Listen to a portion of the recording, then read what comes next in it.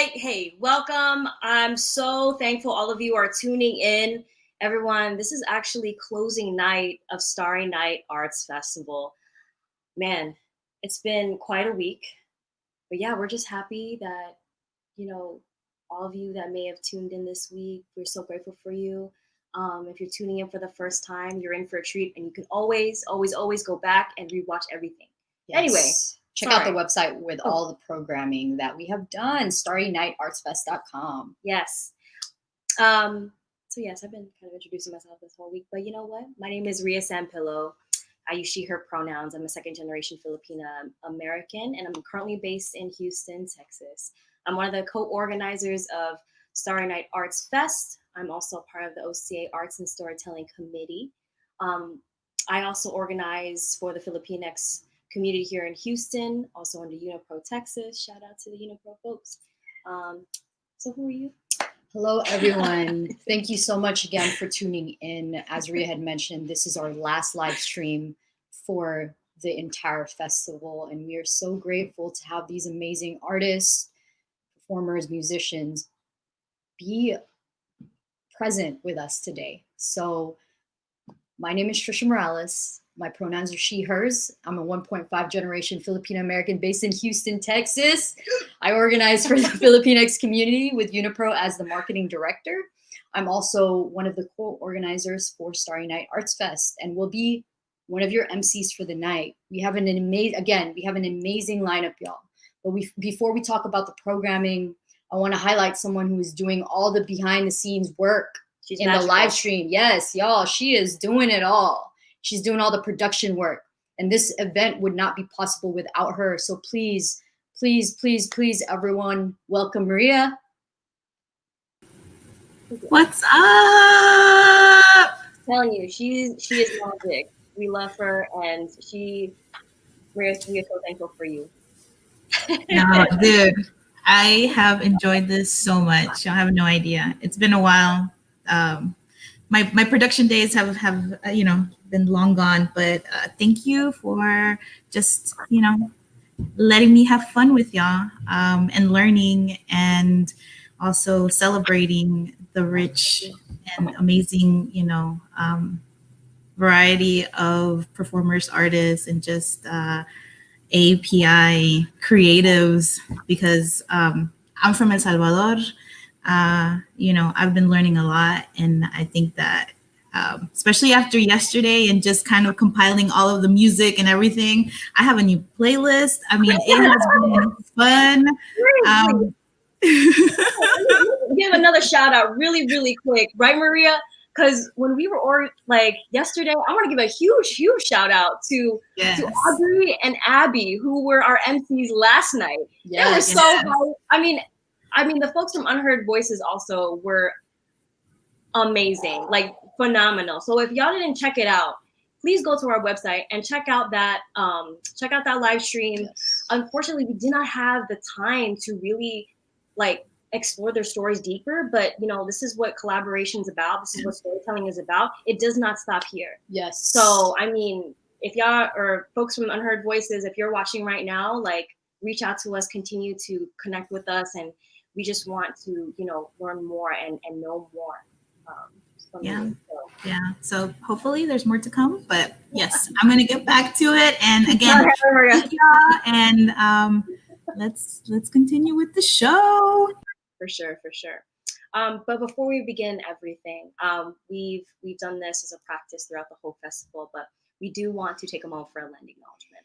Okay, so we personally want to share where all of us are in this, and we want to say that we're continuously learning, and we are recognizing our own place in history in terms of colonization, and we're always working to unlearn our actions and behaviors, and we silence others and perpetuate systemic oppression. And we want to take part in that, and we also want to encourage all of you to uplift and connect with the cultural legacies that existed and continue to exist today. Within this festival of giving, we mentioned that we want to give space to unheard voices, and this is our first step in honoring that throughout today, but also outside this festival as well, right? The work does not stop here. Yes. So we acknowledge that we occupy stolen land. The lands that make up Texas are home to the Alabama Coshada tribe of Texas, the Kickapoo traditional tribe of Texas, the Ysleta del Sur Pueblo, the Lipan Apache tribe, and the Texas Band of Yaqui Indians. There are many more groups in Texas that are not mentioned, which means they're excluded from financial aid and resources. We acknowledge the many systemic erasure of these tribes and recognize they're still among us today. We acknowledge the peoples of these nations, their cultures, their communities, their elders, both past and present, as well as future generations. We acknowledge and offer deep gratitude to the land and to the waters in which we stand upon.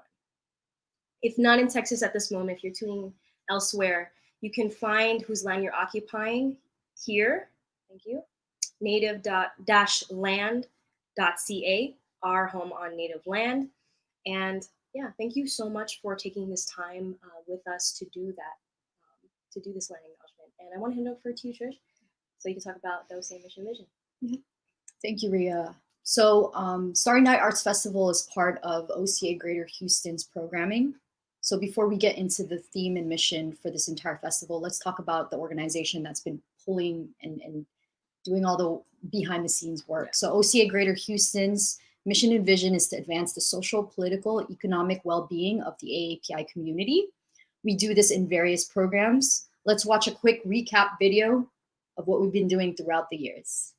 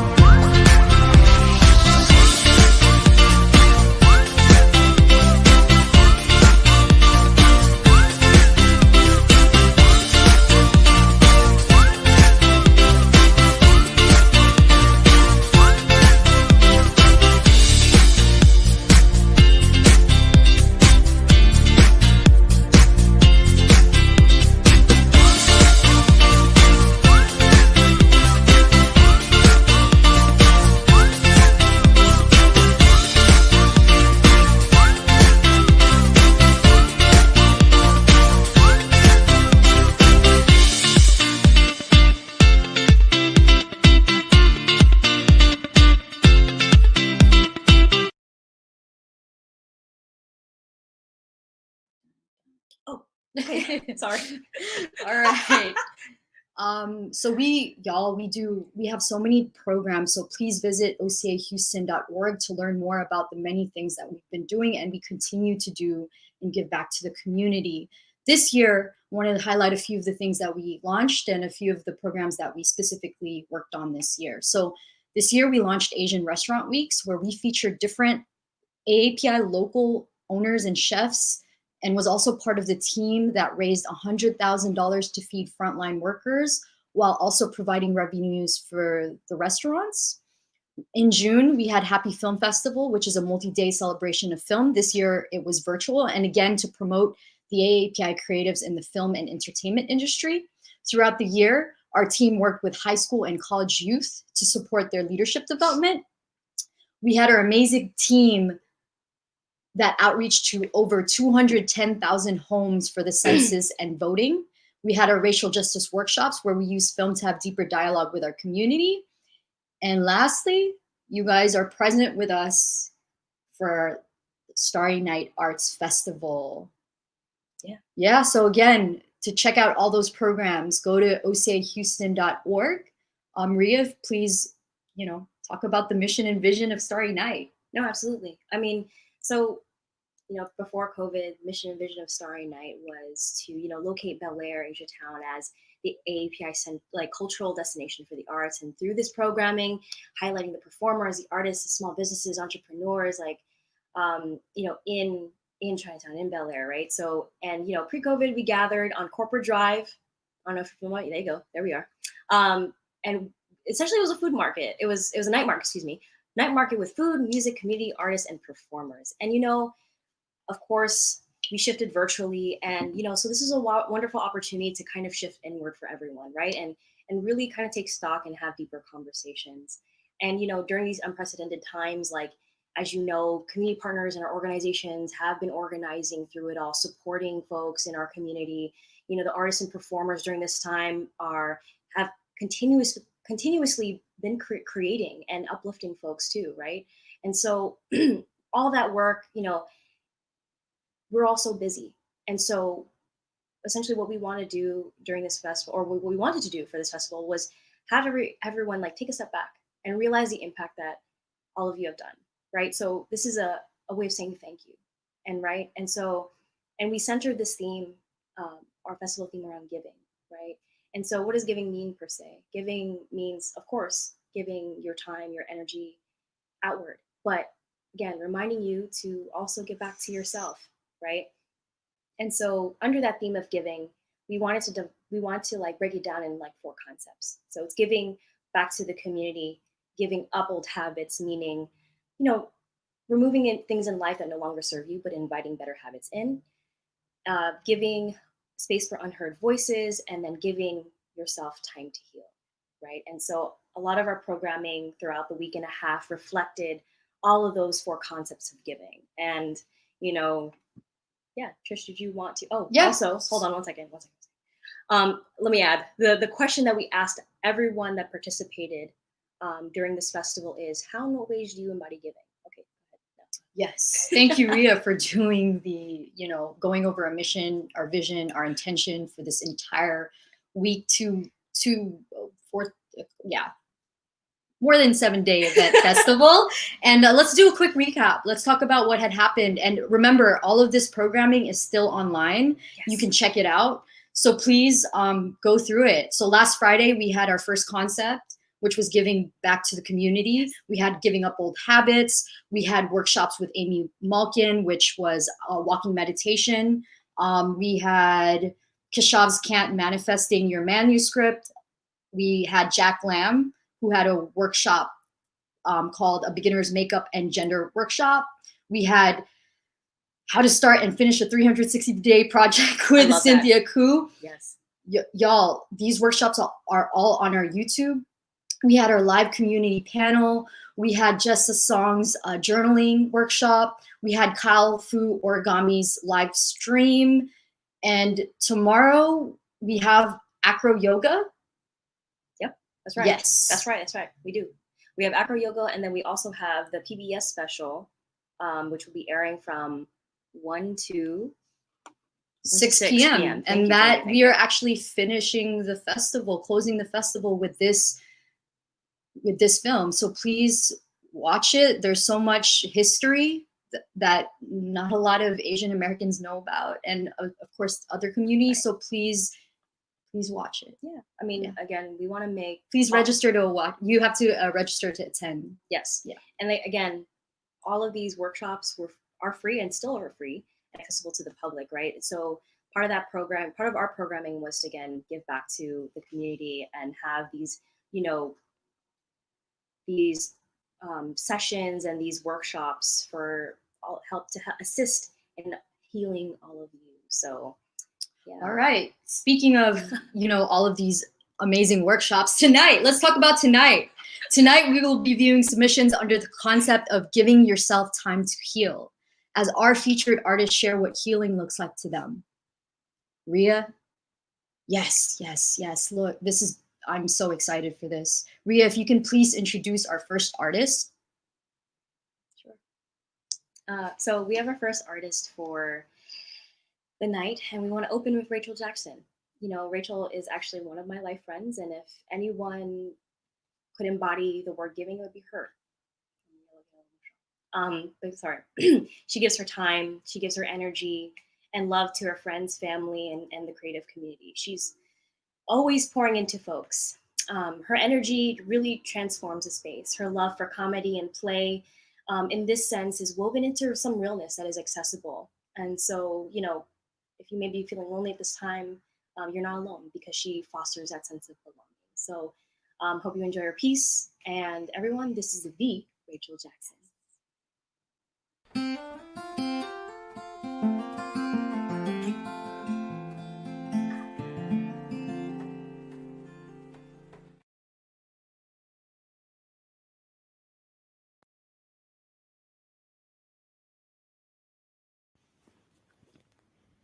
Hi, my name is Rachel Jackson, but my fans like to call me, and my friends too, like to call me the Rachel Jackson, and I like to believe that I earned that article adjective in front of my name.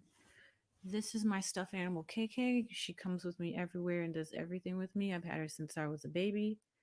I just felt like holding her during this, so yeah, it's KK. What's up? We're a package deal.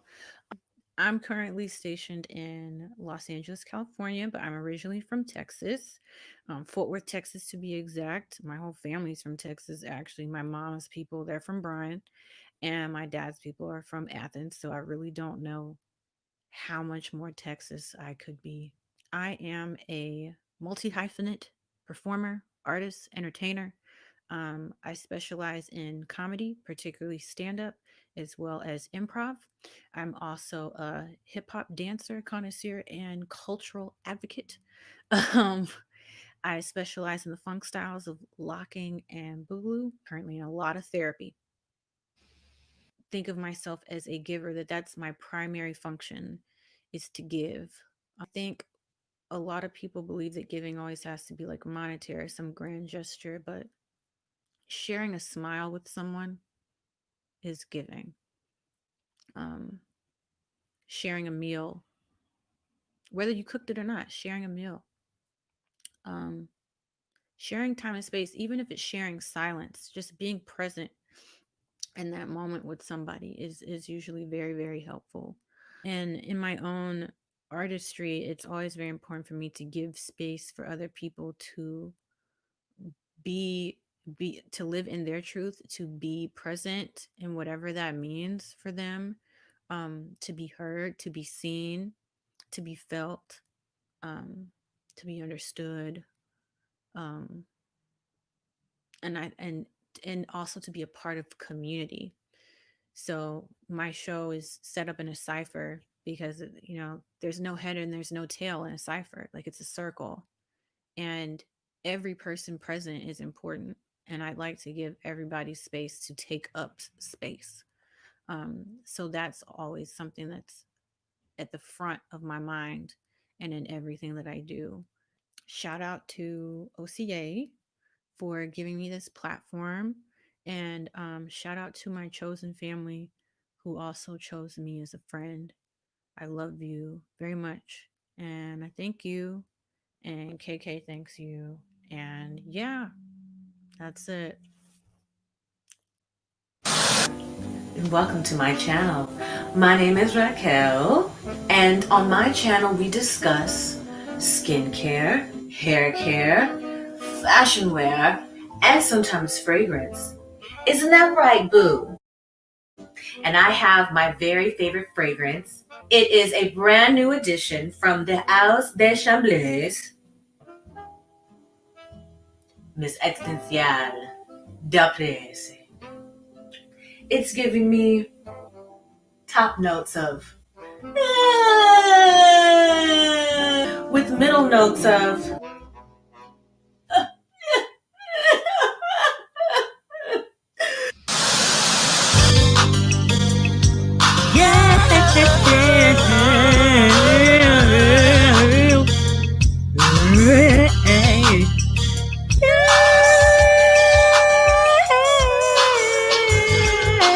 Rachel, David, Shambo.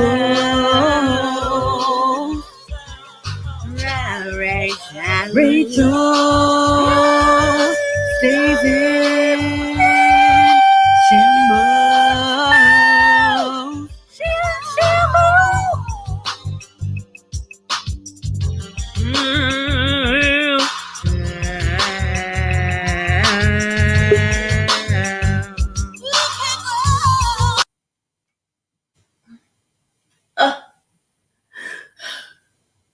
How come they don't want me no more? Feels like home, doesn't it?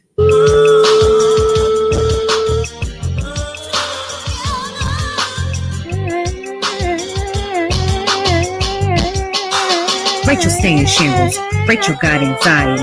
Family outcast, lost faith in society. Rachel, yeah, she can't ever catch a break. Breaking two. Electric boogaloo. Disconnected with her body. Her trauma keeping her up all night. Barely sleeping. PMDD, PTSD, and a bunch of other consonants. A dual diagnosis.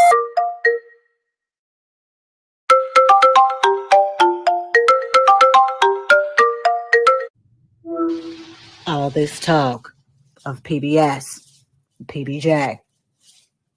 What you need is an MAN. To love you through the pain. Decomplicated grief got her tossing and turning off her feelings. She can't take any more of the pain. Nothing even matters. At least that's what Ecclesiastes say. Passing suicidal ideation every morning. Passing by piles of clothes that keep growing and growing. Ain't got no fresh breath, ain't got no fresh draws. Ain't got no compassion for herself at all. She in shambles.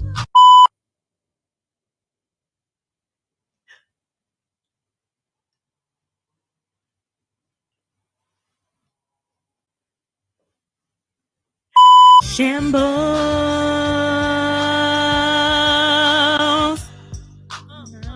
No.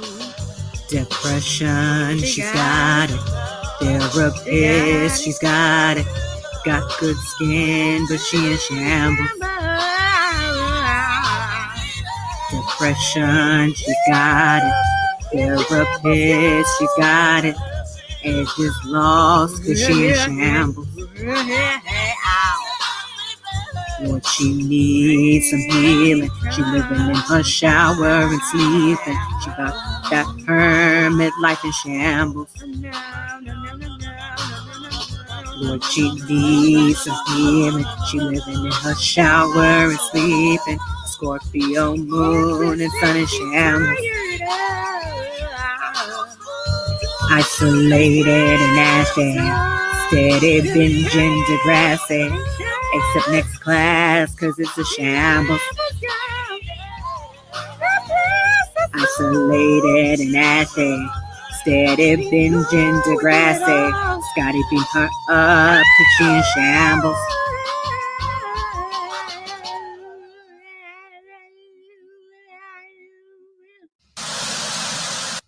You know, it's very beautiful. It's wearable. It's for every day. It's for every woman. It's for every man. It's for every they. That's right. Existencial. Deprese. Tastes like despair.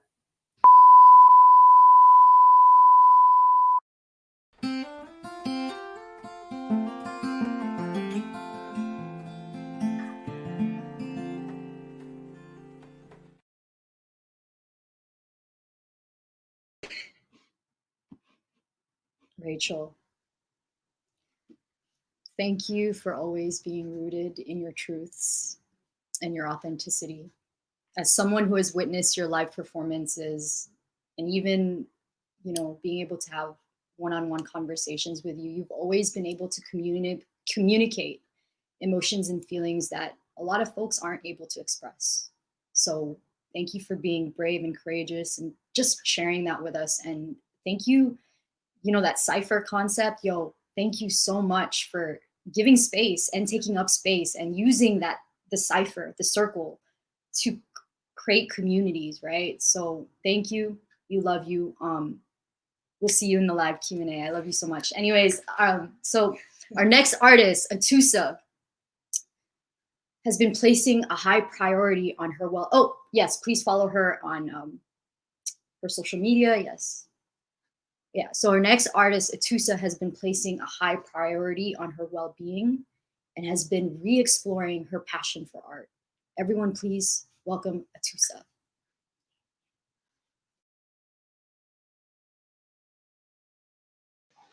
Hi, my name is Atusa Badi. I am a second generation Iranian American and my pronouns are she, her, and hers.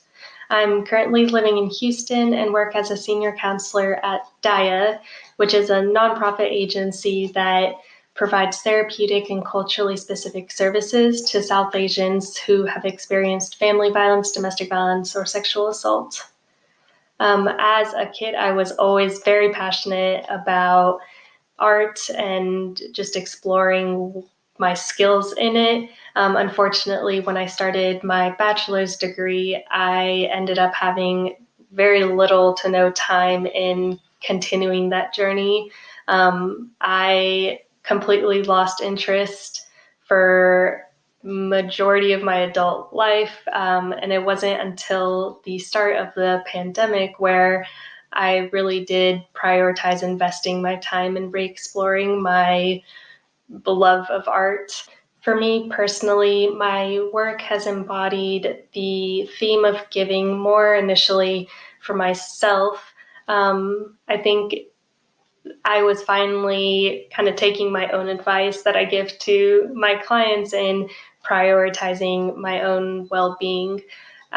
Before the pandemic, I had put a lot of prioritization on physical activities, socialization, which obviously were a lot of things that were no longer as accessible once the pandemic started. So I thought that was the perfect time for me to start re-exploring my love for art in order to not lose my sanity. And I think after I've made one too many pieces and had no wall space to hang it up or I've already given enough of it out to as gifts to friends and family, I decided that this would be a good opportunity to sell the artwork and have the proceeds provided directly to clients of DAIA who are facing many issues and barriers when it comes to the community and then the systems, and now with this added layer of the pandemic. I have learned so much about myself during this 8-month journey since the start of the pandemic and my exploration of art. I have come to better understand my limitations, what my needs are for fulfillment outside of my work duties, which I think has been something missing in my life for my adult life, growing up as part of an immigrant family where education and work was the primary focus as a child. I have also learned so much about the business aspect of profiting off of your own abilities, which have, of course, had a domino effect on connecting even stronger with clients who are kind of in their own journey as well. And for us to be able to work as a team and kind of explore the unknown together has been really incredible.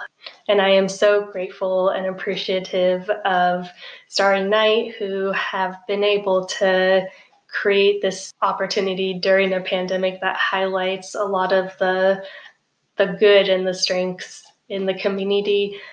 I am currently selling my art right now through social media platforms like Facebook and Instagram, and I'm currently in the works of better understanding how to go even further in developing a shop that is more accessible outside of the social media platforms. And I am forever grateful to my family and my partner.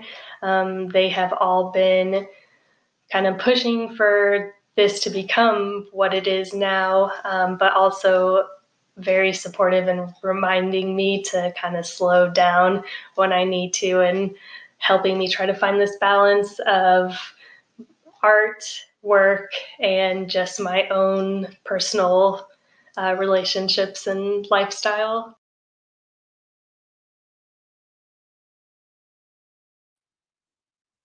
Thank you so much, Atusa. Like, you do amazing and wonderful work. I mean, it's super important that you prioritize your art, because it is a part of our healing process right now. And I love how you said that you're realizing the balance that needs to happen, right? And I very similar to Rachel, like in the cipher, like all your sense of giving is very much full circle, right? So you're giving back to the community, and also like in giving back to yourself as well, in terms of art, you're still kind of like providing and giving back.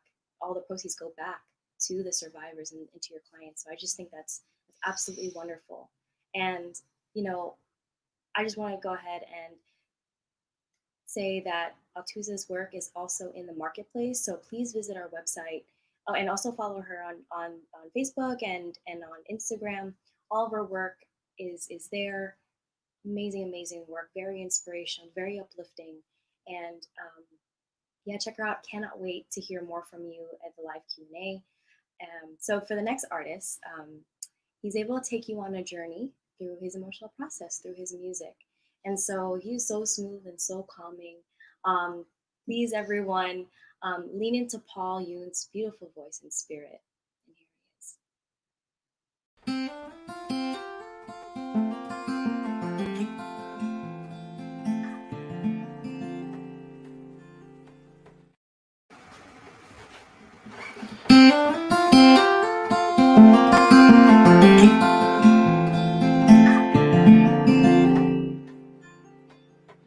Hello, my name is Paul Yoon. He, him, his are my pronouns. I am a singer-songwriter and musician, currently based in Houston, Texas, but will be moving back to San Diego, California, my hometown. So by the time you're watching this, I'll be based in San Diego. But yes, I have music available on my Bandcamp. I just put out an album called About Time. It's my first debut full-length album, and it's available on my Bandcamp as well as all the streaming platforms such as Spotify, Apple Music, Pandora, Deezer, Tidal, TikTok, wherever you stream your music, you can find it. I just want to say thank you to OCA Greater Houston for inviting me to share my music and my art and talk about the theme of giving yourself time to heal. And songwriting for me has been, this has been a really big healing thing. I'm sure you guys all know, music has healing qualities. Like when you listen to a song that is, it just does something to you. It gives you the feels or whatever. That's what I was able to really experience with songwriting. I've been writing songs for a good while, but I think more and more as I've gotten older and as I've lived more life, I guess, and experienced relationships that were broken or breakups or just things like that, I've really took the time, I think, this year and last year to really be really introspective with the songwriting process and really think deeper, to really go deeper with how am I truly feeling at the moment, and what is there to write about? How can I write how I'm actually feeling? How can I be really honest and raw with myself, and transform them into lyrics and music and melodies and all of that? And I do feel the process of songwriting has really given me that time and that space to tune out all the outside noise and really focus on how can I do this for me, and how can I really allow myself to feel more loved through the process, and I do think that really, almost like a diary, you share everything, with your diary. Songwriting, really, I've tried to take this approach of how can I really be honest and share my heart through these songs and, with these experiences that I've lived or whatnot. And for me, it definitely has brought this sense of healing and better understanding of myself, and has given me, just a stronger, sense of self, really. And I think I have music to thank for that. I have the guitar, music, just in general. I really, and friends who supported me along the way and all of that. And so shout out to friends, shout out to music and things that really inspire me to really think about what's really important, So yeah, I'm gonna go into some songs here. I'm a little nervous for some reason. I think cameras, I feel like there's an audience behind the camera, but forgive me if I mess up. But this first song is called Better Man, and it's a song about how I wish that I could have loved myself better, so that I could better love another person. And it just talks about, I just really want to be better to you,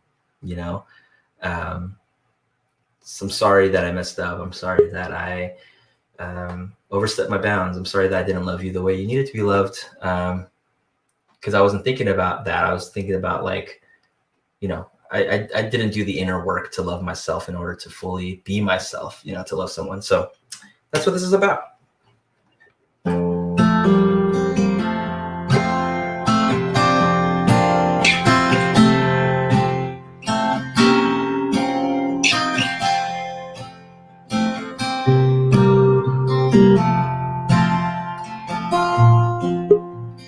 Help me to see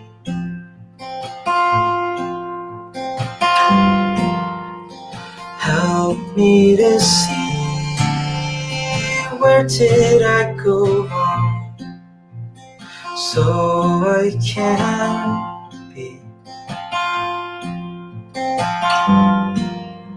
a better man to you.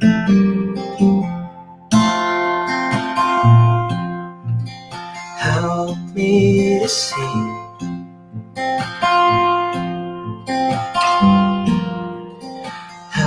me to see the love I need inside, so I can be a better man to me. It's time to learn about myself. It's time to learn how to love myself, so I could understand and be a man who finds himself made whole, completely whole.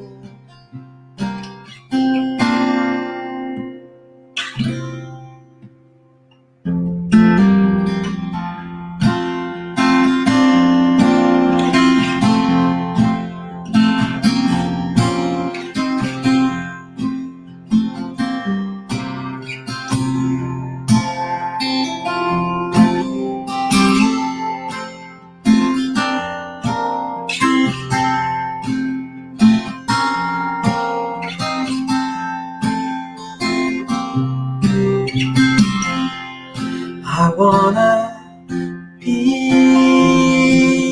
a better man to you. I wanna be a solid rock for you. I wanna see you face to face and hold you in my arms.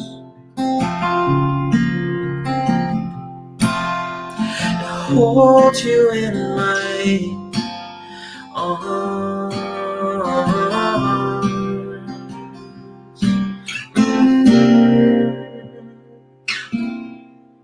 again.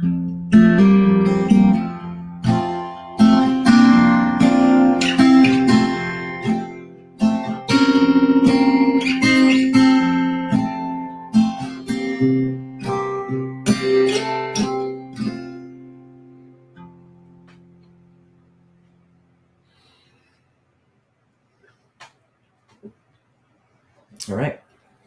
This next song is called Ready to Be Torn Apart.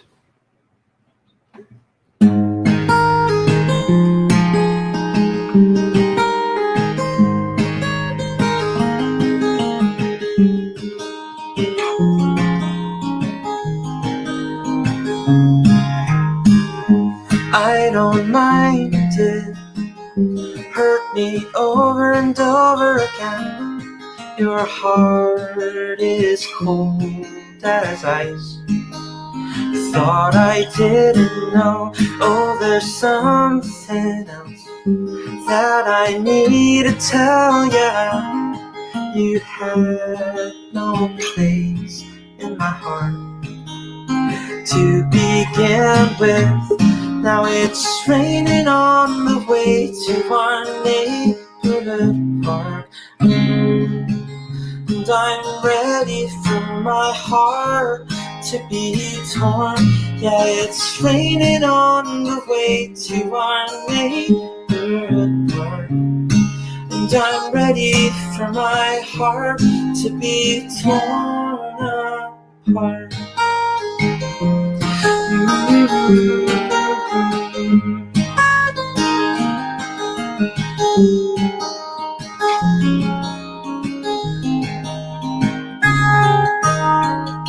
How I wish you'd invite me over and over again. Your head, it makes no sense. When did we last speak? I don't remember, but was it over a year ago when you last tried to get up and leave me? Now it's raining on the way to our neighborhood park. And I'm ready for my heart to be torn.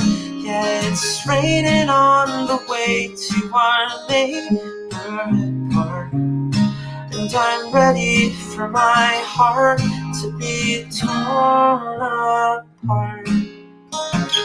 And I'm ready to be torn apart. And I'm ready to be torn apart.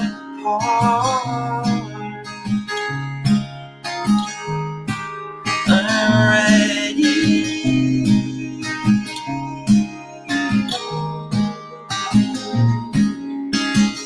And I'm ready to be torn apart.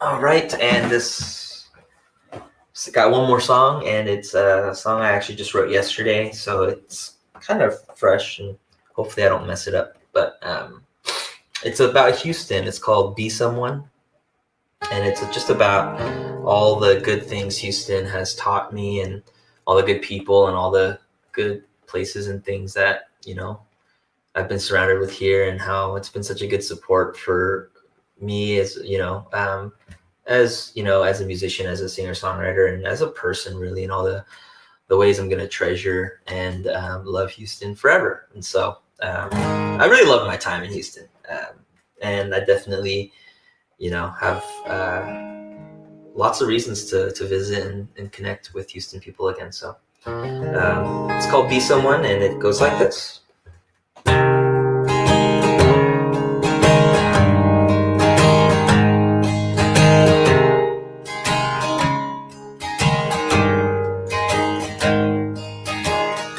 I'm not from here, but something tells me otherwise. It's warm and sunny, countenance ignites my bones like I've never felt before. Come and find me, tangled up with people and places and things in my direction. You welcome me in like I've never loved before.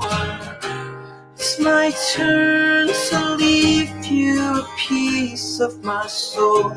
It really hurts to say goodbye.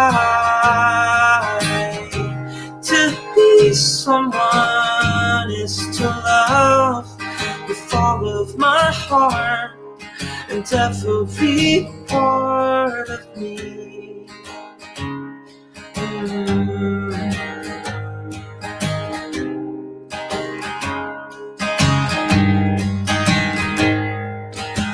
Sometimes I'm quick to punish myself with every thought. I sing a song to give myself the space to breathe and time to heal. You make me happy, but yet I feel down and alone. There's this longing that I get like I've never lost before. It's my turn to leave you a piece of my soul. It really hurts to say goodbye. To be someone is to love with all of my heart and every part. It's my turn to leave you a piece of my soul. It really hurts to say goodbye. To be someone is to love with all of my heart and every part of me. With all of my heart and every part of me.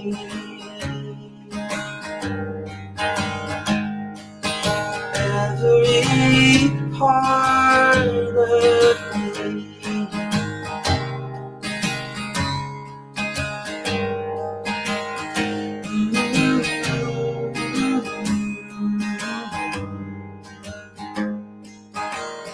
Be someone.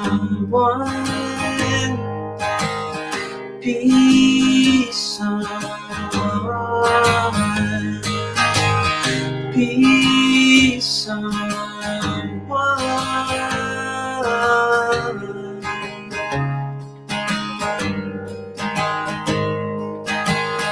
Be someone. Be someone. Be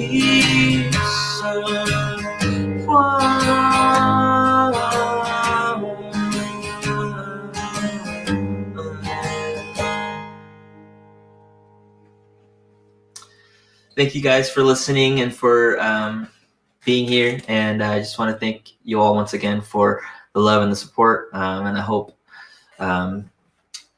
you guys have a good rest of your 2020 and a beautiful start to 2021. Bless you all. I love you all.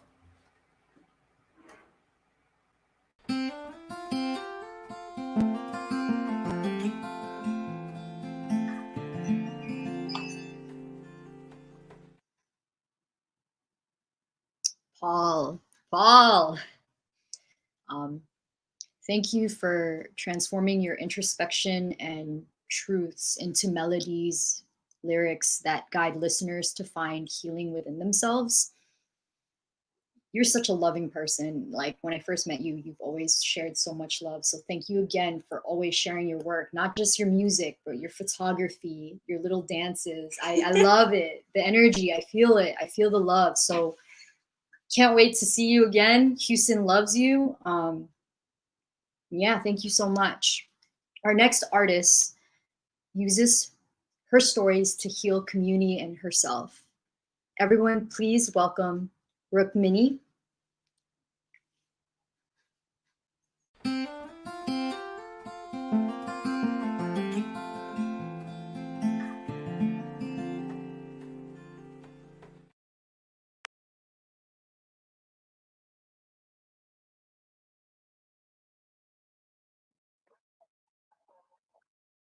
Hi everyone, my name is Rukmini and my pronouns are she, her, hers.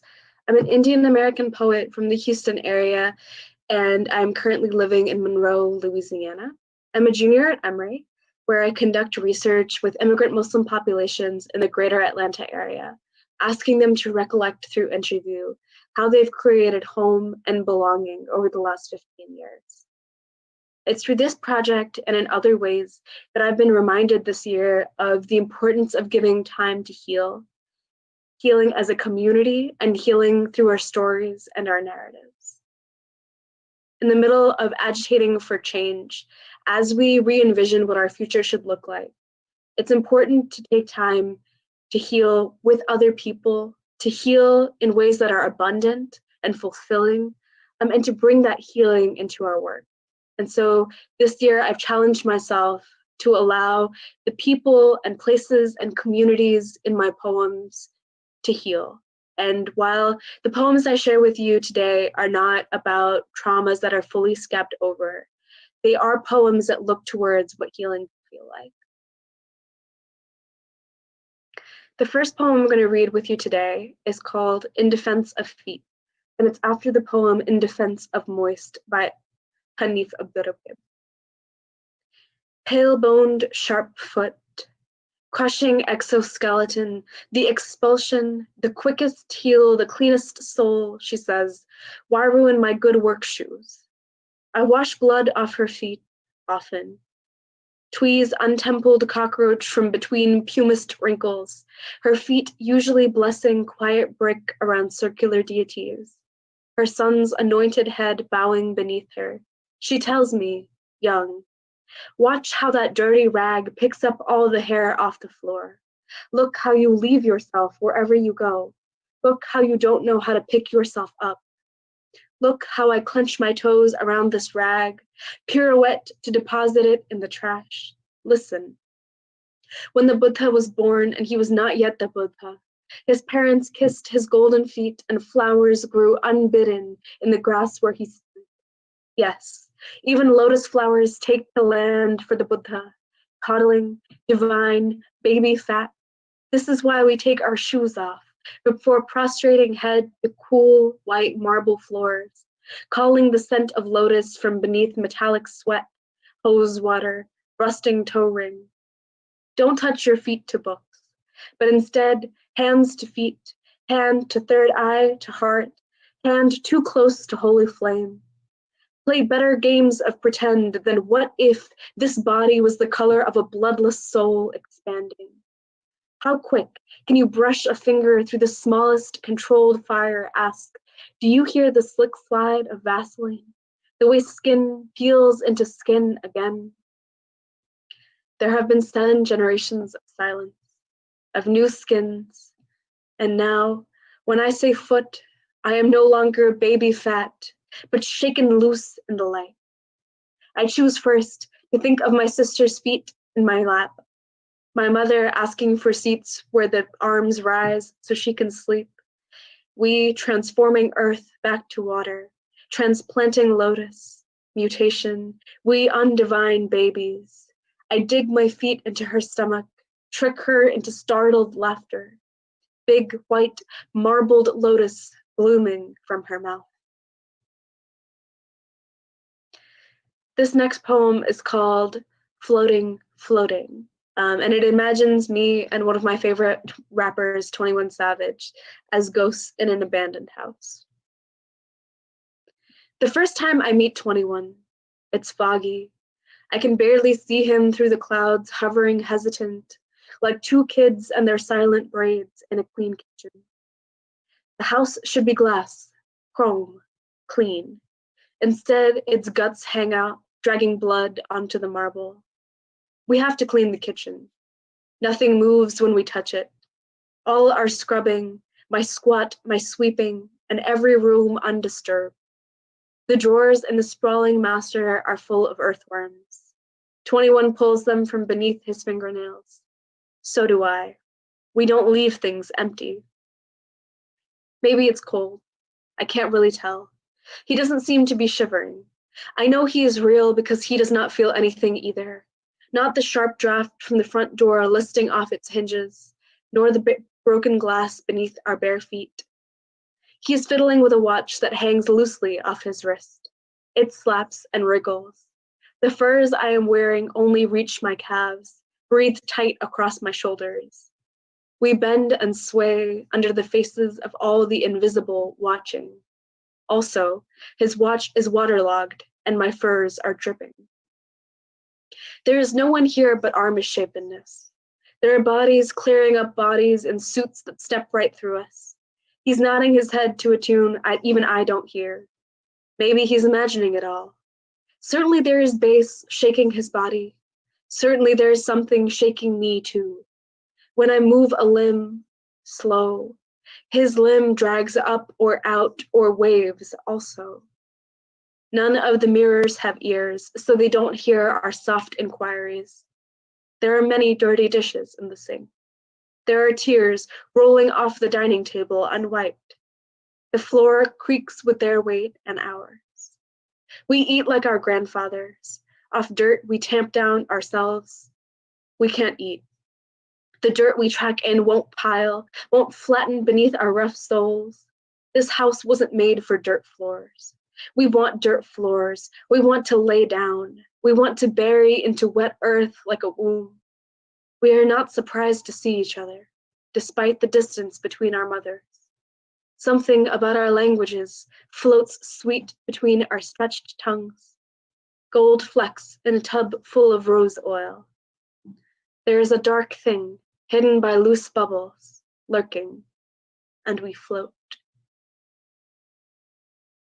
This last poem is called On Summer Days, My Mother Gardens. On summer days, my mother gardens as if we were empty, as if inside us both there was not a mouth, hungry, sour with the taste of a leaving sickness, a shovel green with worn sponge handle bent backwards by impatient child a squirrel before tomato vine, child who knew how to salivate, how to hunger, how to ask a golden mother to bring the harvest. Our fingers were turning long and cut by the sides of a lemongrass leaf, seatbelt high and sharp, choking, shard of earthen pot, thumbed pot, made of front yard Houston clay, roots lingering between the painted lines. An art teacher taught us how to make pots and then went to jail. Her son's pills beneath the seat in her zero tolerance, no place for hate car. When she came back, she cried for the women left behind and the blanket they held around her as she pissed, naked, into the metal bowl in the corner. Don't children peel back all the layers of us?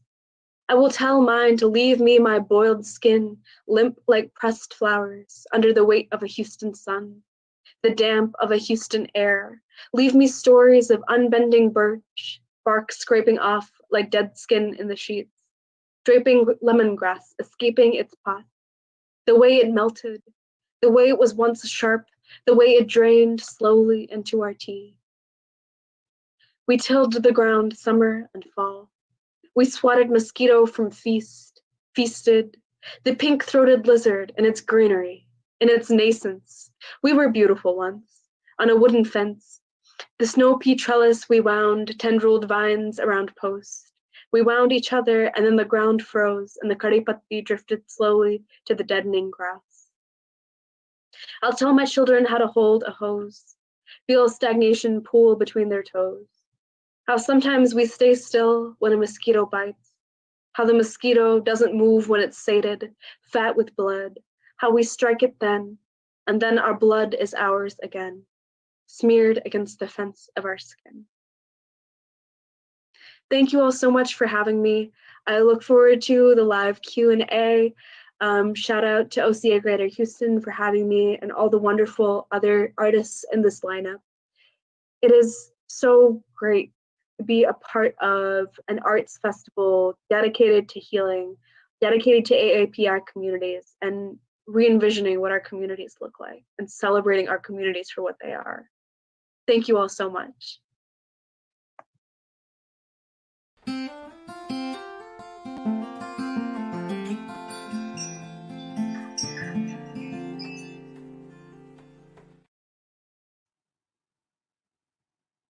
Rukmini. Dang, like, hold on a second. But thank you so much for, your words, like for bringing healing into your work and for aiding us in your, like, again, through your words and reimagining what community healing like looks and feels like. I mean, I really love what you said in the beginning too, is like we heal in ways that are abundant and fulfilling, right? And I just, yeah, I cannot wait to hear more from you during the Q&A panel, really. But I do want to introduce our next performer. Jenna Lynn also, through her songs, highlights the emotional and situational realities of 2020, but reminds us that our gifts that everyone shared today, things that light us up, can be a guide to the healing work that we can do for ourselves and for others. Jenna Lynn.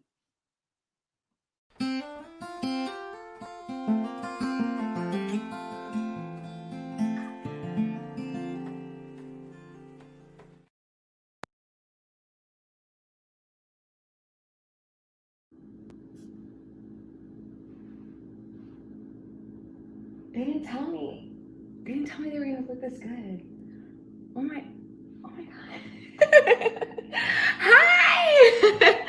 My name is Jenna Lynn. I'm a singer, songwriter, producer, photographer here in Houston, Texas. And I'm currently working on some more singles and a podcast. So, how do I embody the word giving? I embody the word giving by tending to the gift that was sown in my soul and following my passion. And I think we all have that. I think we all have something that lights us up, that we were meant to share with the world and give in that way. So yeah. Okay, let's get right into it. I'm going to be performing a couple songs, singing a couple songs for you guys today. And the first one is called 2020. And I hope you enjoy.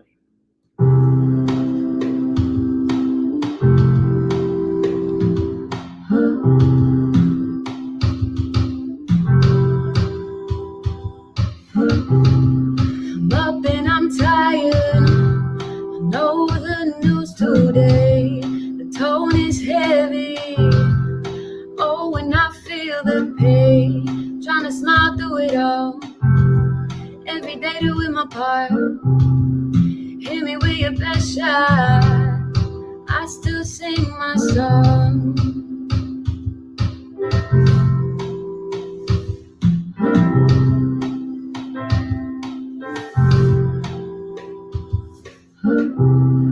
Off my phone as much as possible.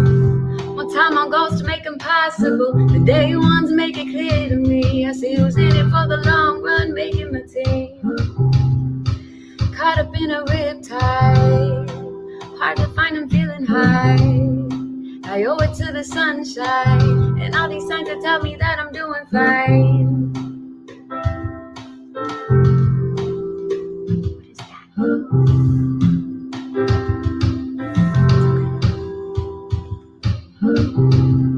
We're still here, we'll be here when the change is clear.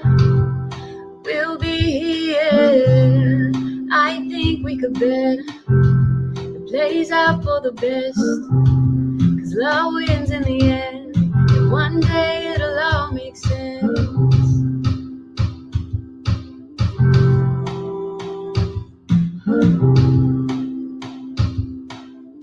That was 2020. You can listen to my songs on all platforms, I believe.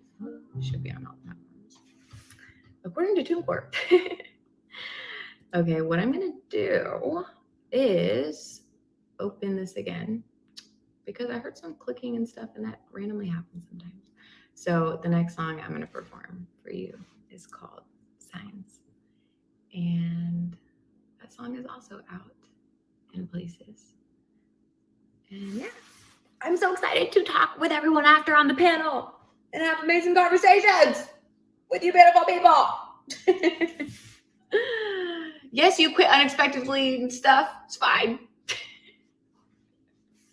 This is what you get on the live stream. Technical difficulties, can't hide it. But hey, that's life. Okay, here we go. Let's do it.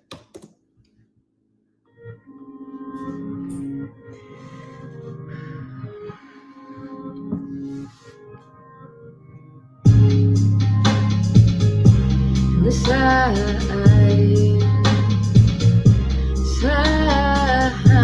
yeah. The side. Stay focused, stay open, stay rolling like the waves in the ocean. Has purpose, their purpose. I don't ignore it, just know it. I'm growing, I'm owning my time, 'cause everything is right, it's alright. See the side, yeah. The side. I see the side, yeah, the side. Oh, the side, yeah, oh, the side. Yeah. Just like how I saw this wasn't right, and how I ignored the signs with you and I. The lesson I guess I needed to show me the love I should be receiving. I feel everything so much. For a second I thought I missed your touch, but I think what I'm craving is my one, and right now I'm okay with the warmth of the sun.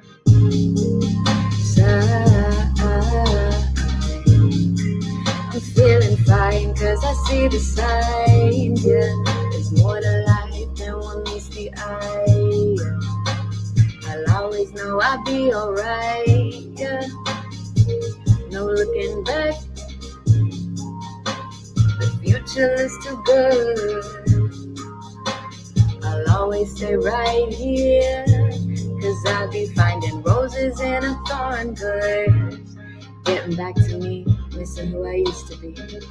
But now I'm stronger, wiser, and I've never felt so free. Breaking down the phone more, tuning in more, going outside more, loving myself more, creating, risking, reading, questioning, learning, and healing more. Telling myself more. This is what I've been waiting for. Always right here, not in the future. I've gotta take what I got and make it work. The side, oh, the side. I see the signs everywhere.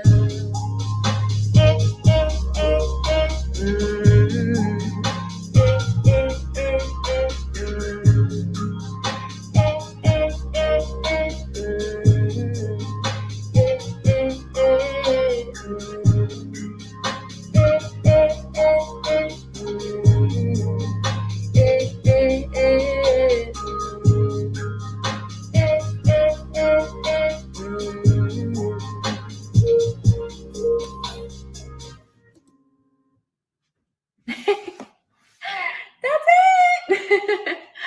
Thank you guys for listening. I was being the delay at the end. Could you tell? Thank you, OCA Greater Houston, for putting this on and for all the beautiful things that you do for the community. I'm so happy to be a part of it. And yeah, this was so much fun. Thank you for having me. Thank you for listening again. And you can find all my social links and stuff. A good place to go is just jennalynnmusic.com. And yes, I can't wait for the panel. It's gonna be a vibe. Okay, you guys, this was fun. I'll catch you later. Bye.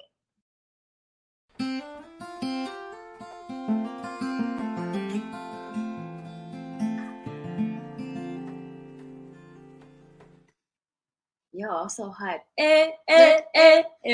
Signs. Yeah. Oh my God. All right. Yeah. Follow Jenna Lynn right here. It's Jenna Lynn.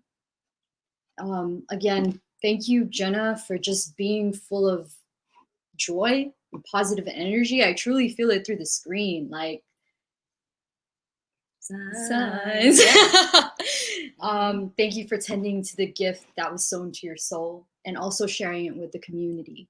We're super excited to have you in the panel and can't wait to hear more about your process.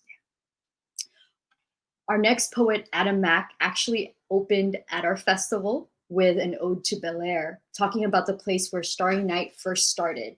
Now we are honored to have her close the festival with her powerful words.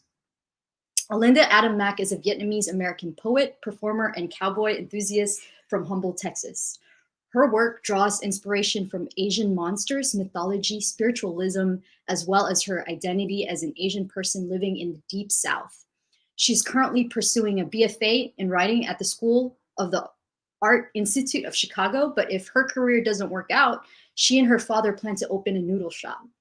You can find her work in Lou's Poetry Hour, SAIC's Mouth Magazine, and on Houston Public Media. Everyone, please welcome Adam Mack. What's happening, y'all? Thank you for coming today and sharing space with me. I actually did not know that I was the opener for this show. So hearing that was so surreal to me. But yeah.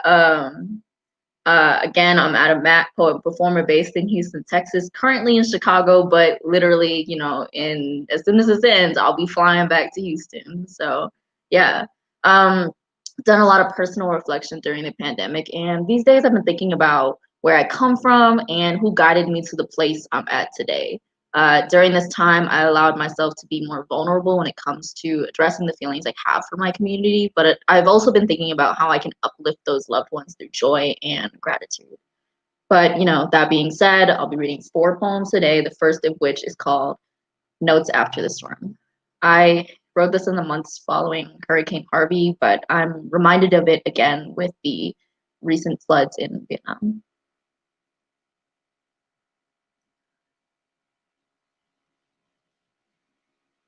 Notes after the storm. 1. None of the women in my family know how to swim. It sounds like a joke, boat people who cannot tread water, but I know better. Mama tells me it's got something to do with our blood. Says it ain't natural for us to brave the ocean. 2.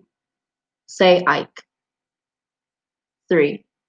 In the evening, I watch the bayou crawl up my backyard, a mass of ghosts reaching for our floating bodies. 4. Something is different about this one. Dad wakes up in the middle of the night to stand at the window. Just checking the water, he tells me. He's never been one to worry, so I know better. It ain't natural, he says. It ain't. 5. Say Allison. Rita.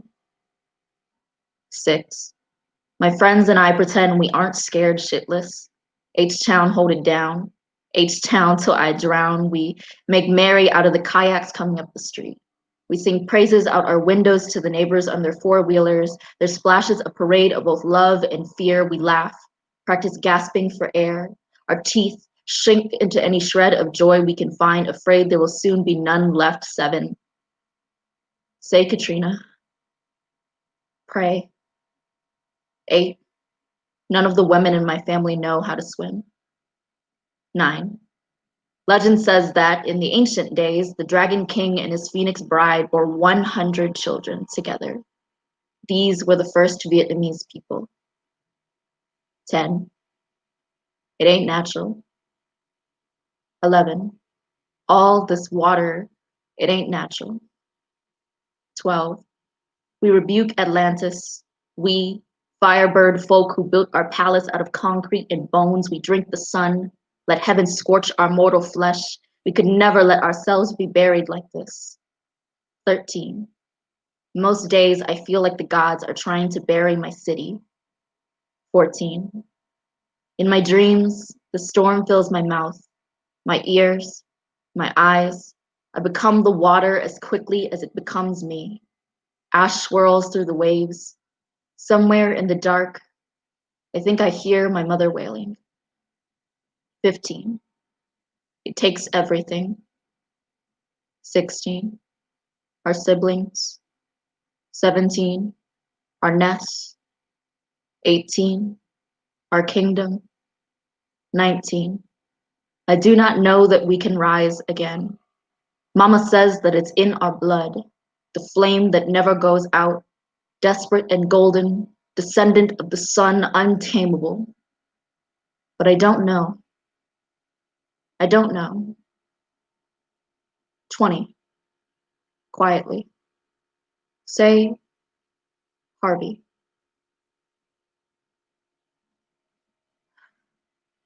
This next work is called Etymology.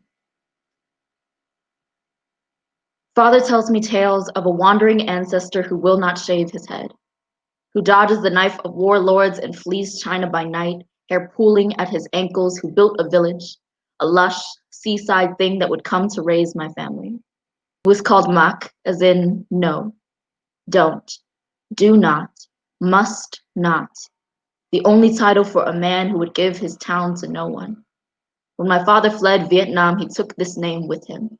His hair reaching just past his shoulders, he became a knight and made fighters of his siblings, wove tradition out of blood and vowed that each Mac would be a warrior, hard-headed even in heaven, pride etched into their scalps. He called me Jung, as in strength, so that I would not bow for any king. My will would be a sword against the throat of every man foolish enough to say submit. I carry with me our only heirlooms, a black crown seat in magic, a mane and a name that refuse to die. So tell me, what am I if not a reminder of all the things I protect by living? What is my name if not a battle cry? I seize cowardice, clench its carcass between my teeth.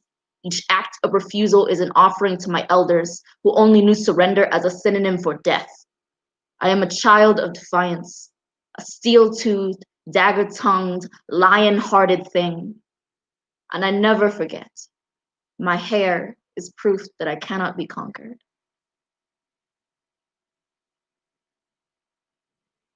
Next will be a work called Ode to Bel Air, which I did read at the opening, but I love this work so much that I wanted to bring it back again. The scent greets you first, then the song. Clanging pan signal, a spice-laden chorus. Star anise, cinnamon, sesame, and chili flakes on sizzling beef. Even for newcomers, the smell of paradise is familiar. In Bel Air, everybody looks like me. Sharp tongue and wide smile, clever hands and keen eyes. We are a community of desire, where someone is always cooking. Japchae or biryani or dim sum served 2 tables down from a fish tank, and your uncle yelling, "Put down your wallet, Kim," as he races your mother to the cashier. We are home to a cacophony of tongues. Share no language in grocery stores except the words money and mango. Down the street, the baker and your cousin, who are secretly in love, argue loudly over bread, while the auntie at the deli asks too many questions. Do you take care of your skin? Do you have a well-paying job? And most importantly, do you have a boyfriend? My son is single. In Bel Air, everybody knows everybody, which is to say everybody is family. Every mom and pop shop owner, chain-smoking old man, and crooked smile kid knows your granny, and if not, someone like her. Weathered and resilient, like every elder that helped carve this place out of stone, we are endlessly hungry folk, perpetually foreign in our own homes. A neighborhood for fools who want to dip their foot in gold, who joke that in Bel Air everybody looks like me. We are open mouths aching for promises. A collective of burning stars, generations of island and desert and boat people remaking the heavens. And ain't it marvelous how our light never dies, how our buildings still glow brightly, how we push ourselves to blossom out of concrete, potholes and cracked sidewalks overflowing with lotus. This is a kingdom of little miracles. We are always searching for more. We, a parade of lion dancers kicking at the blazing sun, our laughter ripe as the sweetest fruit. We need no approval for joy, just each other and dreams, tucked into our pockets, folded carefully in our fists, served with every warm plate, each one a heartfelt vow to live radiantly. Sorry, I really like that work. But the last thing I'll be reading today is a bit more personal. I wrote this for my father, who I'm not sure if he's watching or not, but it's an open letter to him. uh, and all the things that he's done for my family since we came here. It's called In a World Where I Am Brave Enough.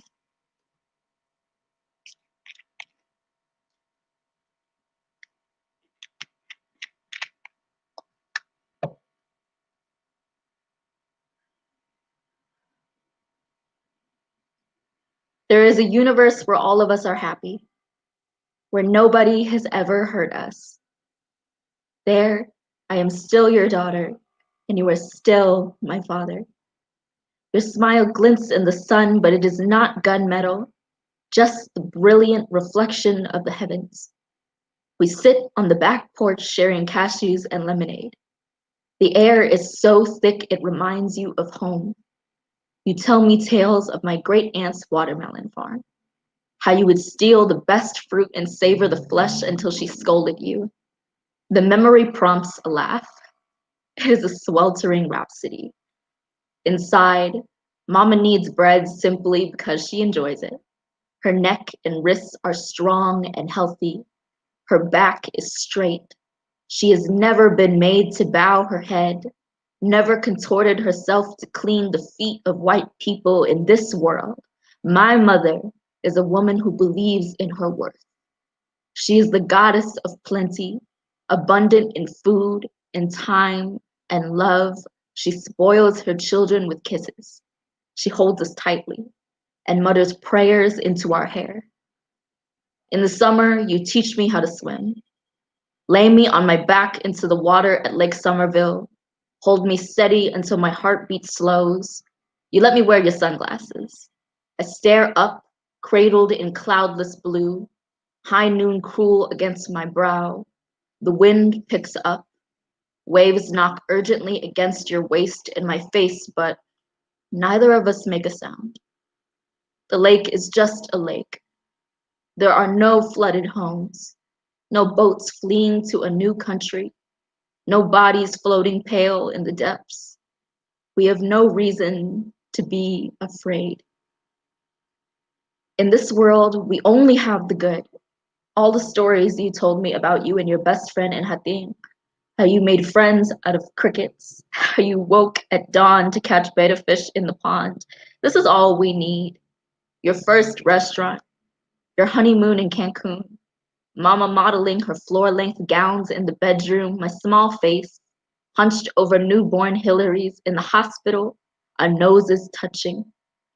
Most days, I wish we were in that faraway place. I imagine what it might be like to lift the grief of hardship from your shoulders, to take from you the things that dance alone in your heart, the shifting jobs, the flickering lights, your hometown disappearing from the horizon, the song of a man being beaten by a soldier in the dead of night. I imagine a world where the past did not name you Atlas, where you were not made to hold up the sky in exchange for a dream. I take from you the war, the fear, every nightmare that made you raise your hand against me. There is a universe where all of us are happy. I find myself believing that its path might one day converge with this one. There, the trauma will still exist, but we will wake each morning and command ourselves to live. We will be brave enough to claim the things that cause us pain, even on the days where they defeat us. When the music starts inside of you again, I will hold each memory until it ends. I will remind you that the past did not swallow us whole. The summer I graduated from high school, we visited Chicago. You took me down south to your old neighborhood and the Walgreens where you bought your first meal in America, an apple pie, still warm, and the chilled bottle of Coke. It was closed, so we stood outside and looked in through the windows. When the sun, slowly setting, hit the glass, I found myself staring right at our reflections. Father and daughter draped in evening gold, standing motionless on the sidewalk. I could barely speak English, you told me. But this was all I needed. All my fatigue washed away in a single bite, and I said to myself then, I'm here. I'm here. I'm here. Thank you.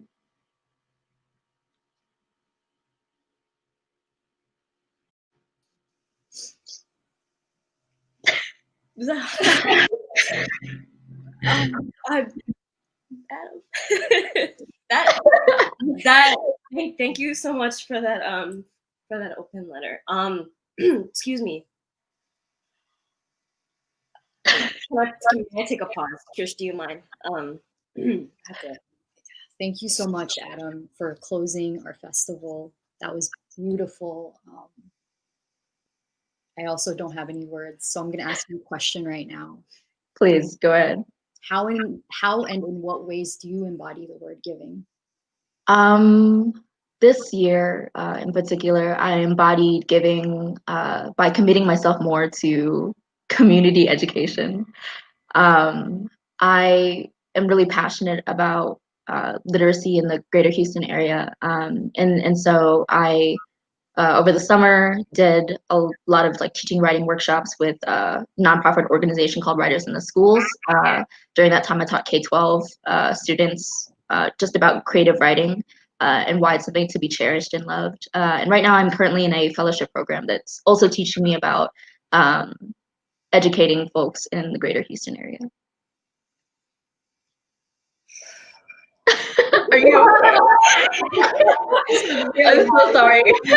I'm really like taking these deep breaths because like again, your words are so powerful. It obviously reached into my soul like a ladle, and it kind of brought up some stuff. But again, there. Do we want to like take a moment to decompress? Breath, really let's take a community breath. Inhale. Exhale. Thank you so much for doing that all with me. Thank you for being with me in my vulnerability. But that's the power of like, that's the power of your words. That's the power of art. That's the power of sharing your gift, because you're able to reach through that screen and like affect all the folks that are tuning in tonight. So thank you so much for your. Thank you so much for being yes, weird. a mess. Just a little bit, but to continue, we do have, before we go into our community panel, which I am so excited for that, for the conversation, we do have some messages from our community partners and our community partners. Yes. So.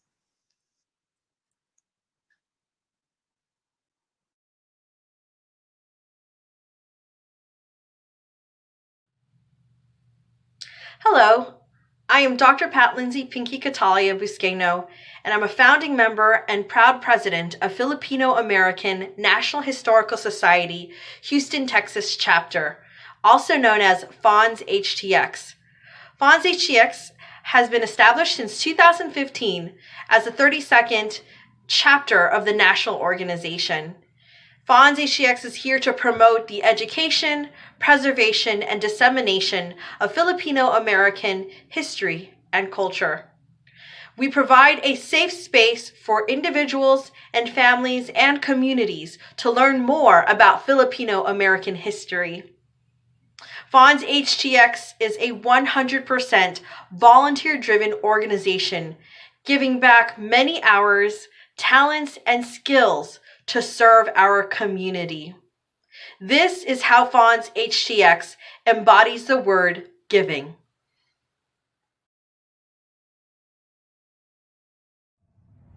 Hello everyone, my name is Sherman Young. I'm a second generation Asian American with roots and cultural ties to Hong Kong. I was born and raised here in Houston, Texas. My culinary background is in sushi and Japanese cuisine. I'm the owner of Tobio Sushi and Bar in Katy. My role here is more so on the business end and also leading the team with my vision and ideas. I'm really passionate about my culture and also the restaurant industry in itself. So I do my best to try to give back whenever I can. That means participating in a lot of events such as Houston Restaurant Weeks, No Kid Hungry, even OCA's Big Bow Challenge. And also, I think the best way, I think for me, in my position to give back to the community is facilitating growth here at the restaurant. Because I've been trained by so many good chefs and cooks, and that taught me so much, and I wouldn't be here without them. So I think it's my duty, and I think it would be selfish for me not to try to pass on my knowledge. And of course, I don't know everything. I still consider myself new to this industry. So the best thing I can do is really facilitate growth. So if one of my cooks wants to become like a pastry chef or a sushi chef, well, it means I can do whatever I can to support them. At this time, I want to showcase something from my restaurant. I'm a really simple guy, so I just really like nigiri. So on the very left is madai, which is Japanese sea bream. Next is Tasmanian ocean trout, which is similar to salmon. Then itayori, which is a threadfin bream. And lastly, chutoro, which is medium fatty tuna. That's pretty much it. I just want to thank everyone for the support. Special shout out to the industry people who have helped shape me, mold me. Wouldn't be here without y'all. Willett Fung, Sam Chang, all my Uchi boys. Love y'all. Thank you so much.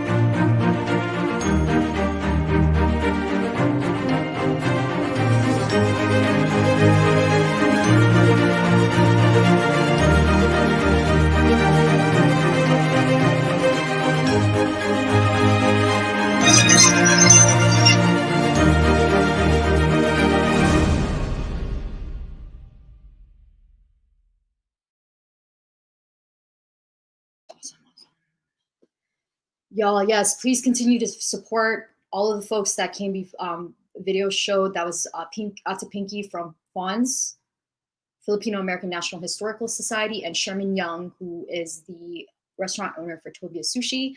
We have some cool merch, y'all. So please go to the marketplace and, you know, support the artists because they are amazing. And yeah, Ria, is there anything else? No, not really. Just like as you said, like, so continue to support these artists, and on our website, follow all their Instagram links, like subscribe to our YouTube channel as well to rewatch all the live streams and what have you. Again, just want to plug in really quick. This is from Royal Sumikat. It's called Blood Moon in Gemini. This is one of her works. You can follow her on her Instagram, and then we also have,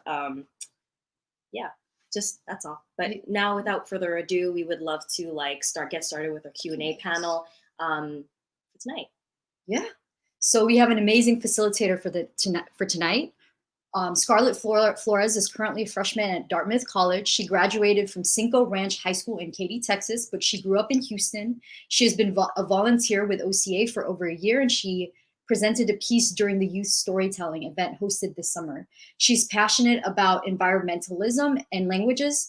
Currently, she speaks Spanish, English, French, and she is on track to learn Italian and Mandarin Chinese at Dartmouth. She plans to major in environmental studies and minor in public policy.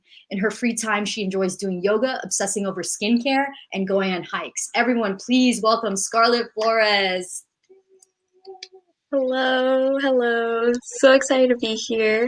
And I'm super excited to present to you our amazing panel. So first, I'll start off with Otusa. So Atusa is a second-generation Iranian-American licensed clinical social worker. After receiving her master's in social work at UT Austin, Atusa moved back to Houston to work at DAIA, a nonprofit agency that provides culturally specific services to help empower South Asian survivors of domestic violence and sexual assault.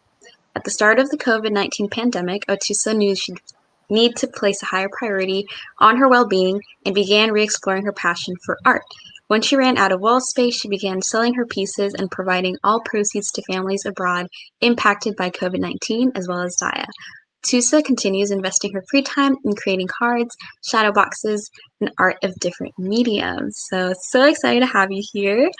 Thank you for joining us. And up next is Jenna. So Jenna Lynn is a local singer, songwriter, and producer from Houston, Texas. Her sound is closely related to alt pop. Some big themes in her music are authenticity, healing, and celebrating the moment. She's always smiling and unusually happy to get ready to have a good time. All right. So excited to have you here. And up next is Rachel. Rachel is a comedian, actress, dancer, singer, originally from Texas, but currently residing in the heart of LA. You'll never find a better live performer than her. She's been blessed to perform through her home state of Texas to the stages of New York City, like the New Yorkan Poets Cafe, and most recently, Los Angeles. She created her own platform to integrate her love of making people laugh, dance, and acting into a culturally immersive, pro-Black, and interactive hip-hop variety show called Revival. Her show and herself as a performer is the revival of authentic entertainment, rooted in truth, led by intent, and quilted from the legacies of Lucille Ball, Diana Ross, Carol Burnett, and Flip Wilson.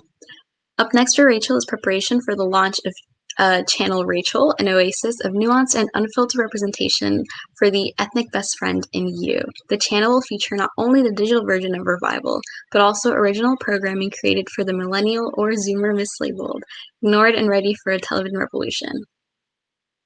All right, super excited. All right, so up next is Rukmini. So Rukmini is the first gen page and performance poet from Houston, Texas. She's a current junior at Emory University. In 2018, she was named Youth Poet Laureate of the Southwest, as well as Houston Youth Poet Laureate. Her poem, After Harvey, was set to music by the Houston Grand Opera. She has been published by Jet Fuel Review, Sand Literary Journal, Decameron Museum, Gasher, and Till, among others. My goodness, super excited to have you here. All right. So, up next is Adam. So, Linda Adam Mack is a Vietnamese-American poet, performer, and cowboy enthusiast from Humboldt, Texas. Her work draws inspiration from Asian monsters, mythology, and spiritualism, as well as her identity as an Asian person living in the Deep South. She's currently pursuing a BFA in writing at the School of the Art Institute of Chicago, but if her career doesn't work out, she and her father plan to open a noodle shop.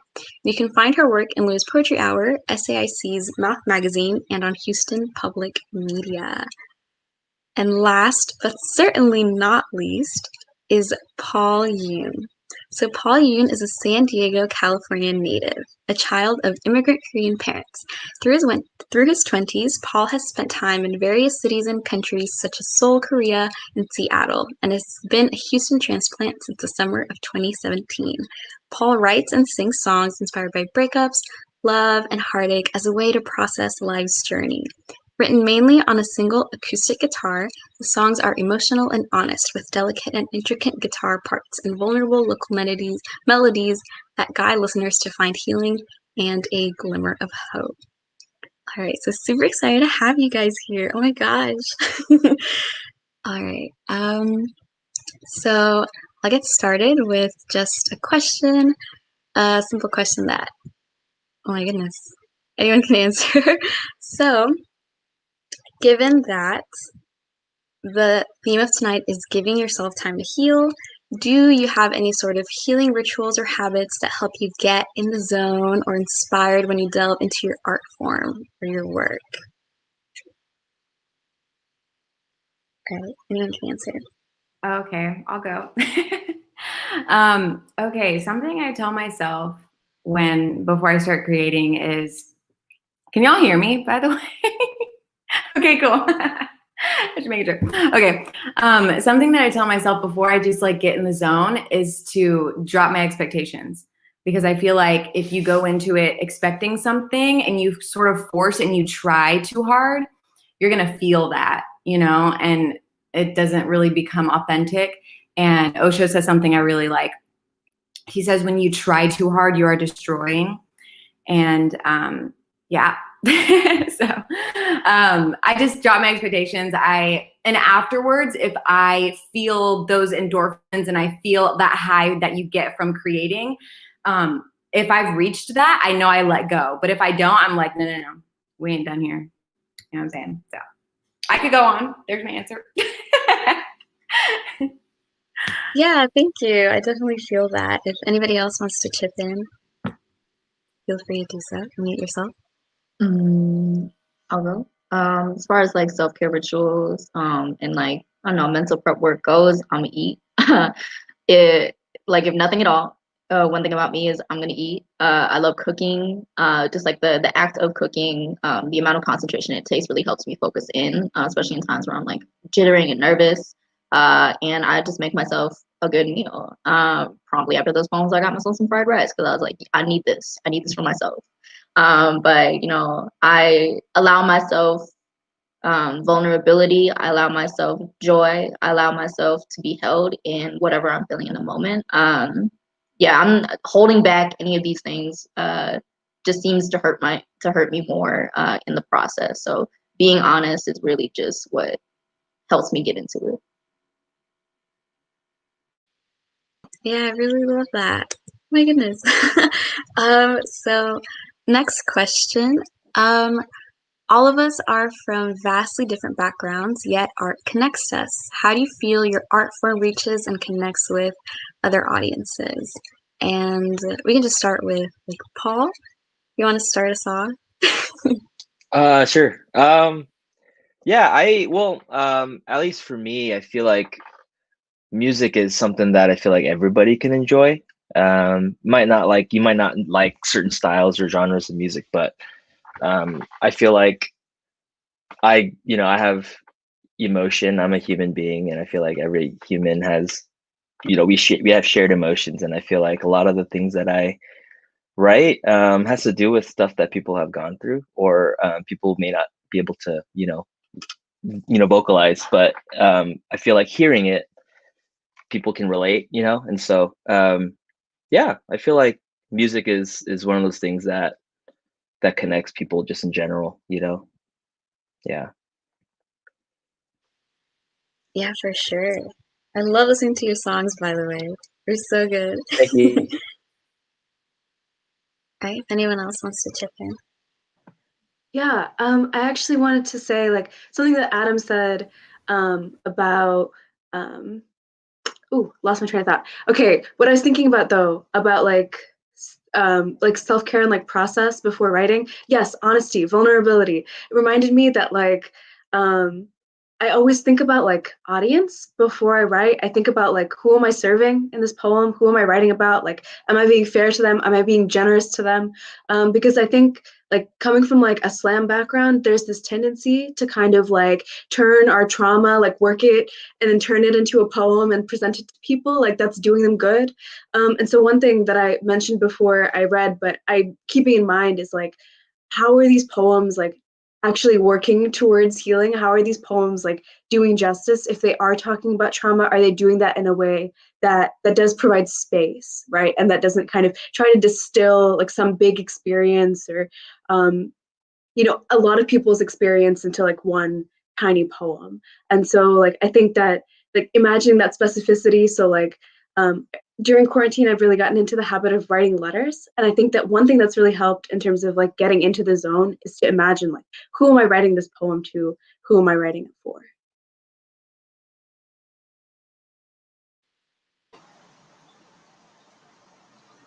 Oh, yes, you can go ahead. I was just going to piggyback off of that because I think for me, there was like everyone knew I just kind of started this on a whim in the middle of COVID. So everyone saw like the process I went through and like how I'm still trying to find like the best, my most favorite medium, and then just like navigating how to price, how to offer different types of styles, and just like having that conversation with potential customers of just like doing that consultation and kind of getting a feel for what they're wanting rather than them just buying pieces I've already created has been really awesome and like very challenging, but very exciting at the same time.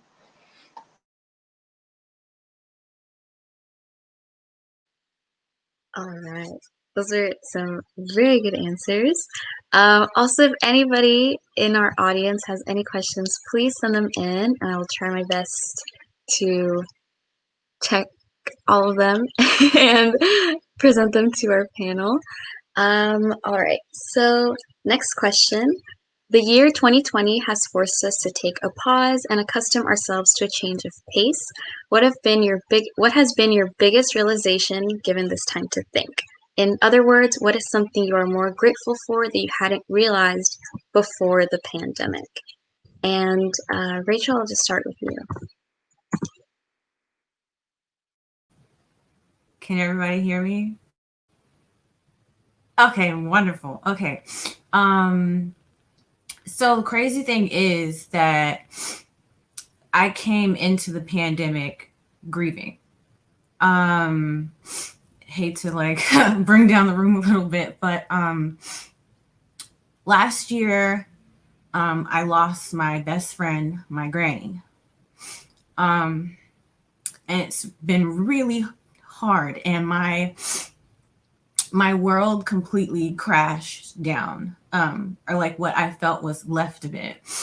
And I remember praying and I said, Lord, I just need the world to stop. Like I literally prayed that prayer like in November of last year. I need the world to stop. Like I need a moment because I cannot continue. I can't even consciously make the choice to continue if the world keeps moving as it is. Because as it stands, like it's not conducive to my existence. And I know that I'm just one person, but I know you love me and I love you. And please, I need time. I need space.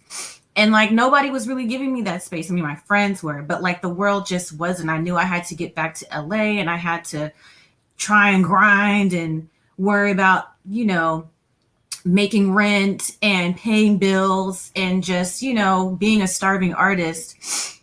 And then the pandemic happens. And I'm like, is this my prayer? I didn't want people to die, but like, I'm very grateful for the time and the space because something else I realized that I'm just like, I'm not okay. And I hadn't been okay for a long time. My life had been kind of in a hellhole for like the past 10 to 15 years since my grandparents' accident. And me and my family had just been on at 911 alert. And I never had time, never had space. I would cry every night, but I never had time really to help me because literally other people's lives were at stake. And if I didn't show up, if I didn't wake up, if I didn't, you know, something bad would happen. So this pandemic has actually given me time and space to actually work on my own healing. I'm in so much freaking therapy. I can't even tell you. I'm in support groups almost every night. And I'm grateful for that. And I'm grateful for the time that even I've had with my friends, because my friends, they've all been busy and like I moved away. Everybody else is either in Texas or like I have friends in New York and then I moved over here to LA. And because of the pandemic, we've really been able to reconnect in very beautiful and valuable ways. And so I'm really grateful for that I've gotten in the pandemic, you know, so there you go.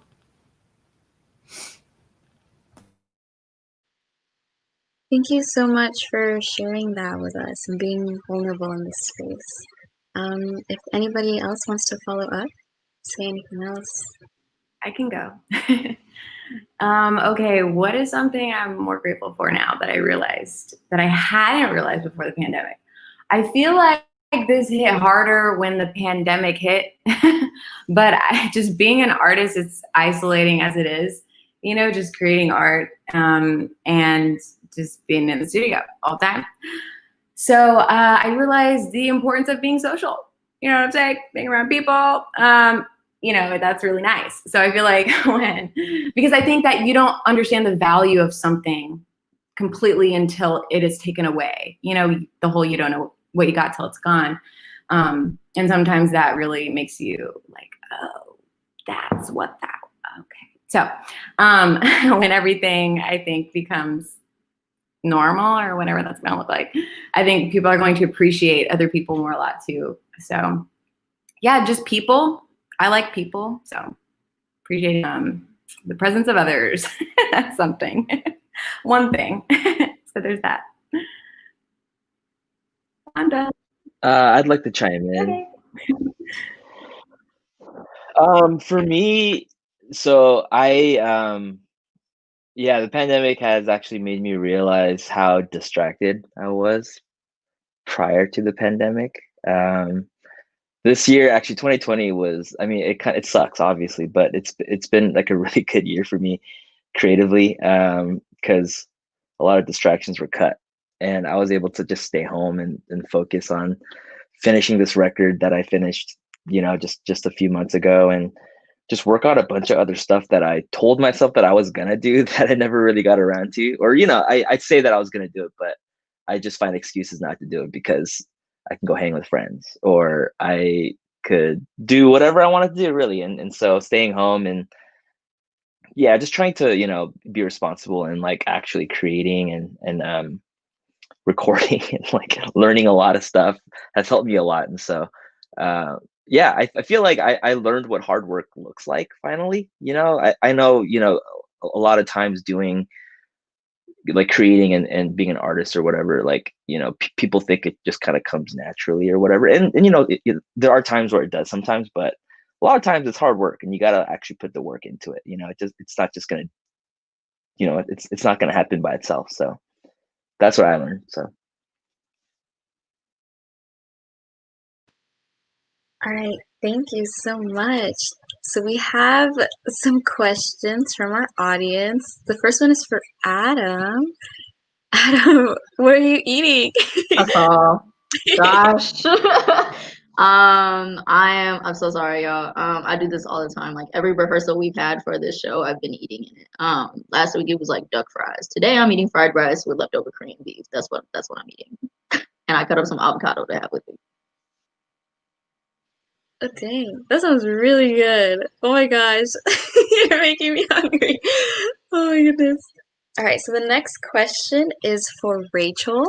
How do you give yourself space to take up space? What process do you go through to heal, and does the healing help you create? Okay, that's a very good question. And that is a question that I've had to answer for myself in this quarantine because I've never really been afforded the space to take up space, to feel whatever I feel without feeling shame, without feeling pressure, like I'm taking up too much space and I need to shift for everything else around me. And so the first thing that I have to do is be honest. Like I have to tell the truth. I'm from a very Southern household. Okay. I'm Black. All right. If you didn't notice. And like the Black community, and I'm sure other communities of color kind of deal with this too, is that you don't tell everybody your business, and if you do, it's wrong. Right. But what that it was wrong to have these feelings, to take up space, to tell anyone anything. And I had to kind of like devolve that thinking within me. Because if I don't give myself space to feel, then no one's going to give it to me. And that's just what it is. So I always have to be honest first. Grew up in the church. So you have to name demons, in order to rebuke them. And so I have to name every single thing that's wrong with me. And as I name it, I put it in its place. And then after I see like everything that I'm dealing with, I'm like, okay, this is everything that we're dealing with. And I make sure I have enough space in my day.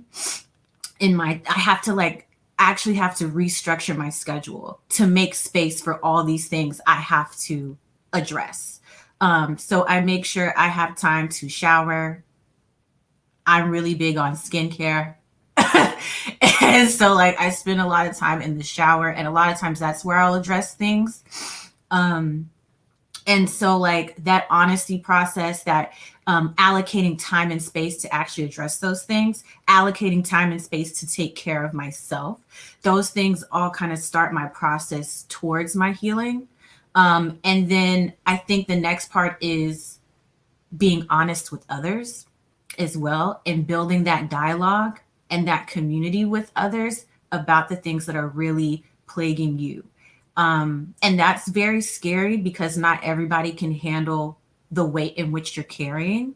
But you're not really asking for anybody to carry your weight. You're just asking them to help you hold what you got. You know, like, give me a drink of water while I'm holding this weight. But that always starts with a conversation. So I think that conversation, and even like creatively speaking, that's always what I'm trying to do.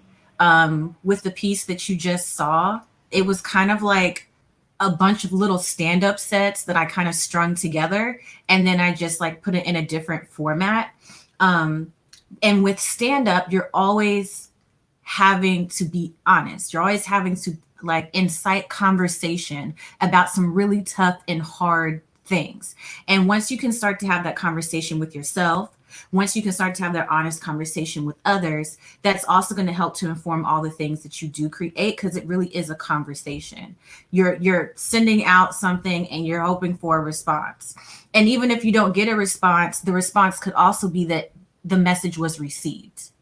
And I think for a lot of us who are going through pain, who need healing, who are living in their brokenness day in and day out, we just need someone to receive what we have. Not deny it, not walk away from it, just receive it. Because even like receiving somebody else's, it can be also healing for you, or at least enlightening to some degree, to know what another human being is dealing with. So I hope that answers the question. I kind of rambled, but honesty, conversation, make space for yourself, include people in the conversation that you trust, and get out whatever it is that you need to get out, because somebody is going to need to receive that. Thank you so much for that. And also, same with the skincare. I love skincare too. So good. You're glowing. Oh my gosh. Okay. So my next question is that I know sometimes we all struggle with finding motivation. So what are some things that motivate you or inspire you to continue creating and thinking creatively? So I'll start off with Atusa. I feel like I'm way too new into this to lose motivation. I'm also a person that like fixates on things, so I feel like now it's less of like trying to get the motivation, but like trying to slow down is my issue, that I've become so focused on my work, my professional work in general, and then I think a lot of my own identity has been so focused around school and education and then your career. So quarantine was definitely the right time for me to start reevaluating that and just trying to get a better sense of my own self-worth, my own identity that's outside of the work that I do. So then I started to explore it through art, and then I fell in love with it and I got way too fixated on it. So now I think I'm in this place where I'm starting to be very conscious and mindful of like how much time I'm spending on certain things and how much time it's taking away from like reaching out to friends or being with my partner, and like not trying to do both simultaneously and not give either one 100% of my attention. So to answer your question, I'm not I have too much motivation. I need to kind of chill out and just step back for a little bit.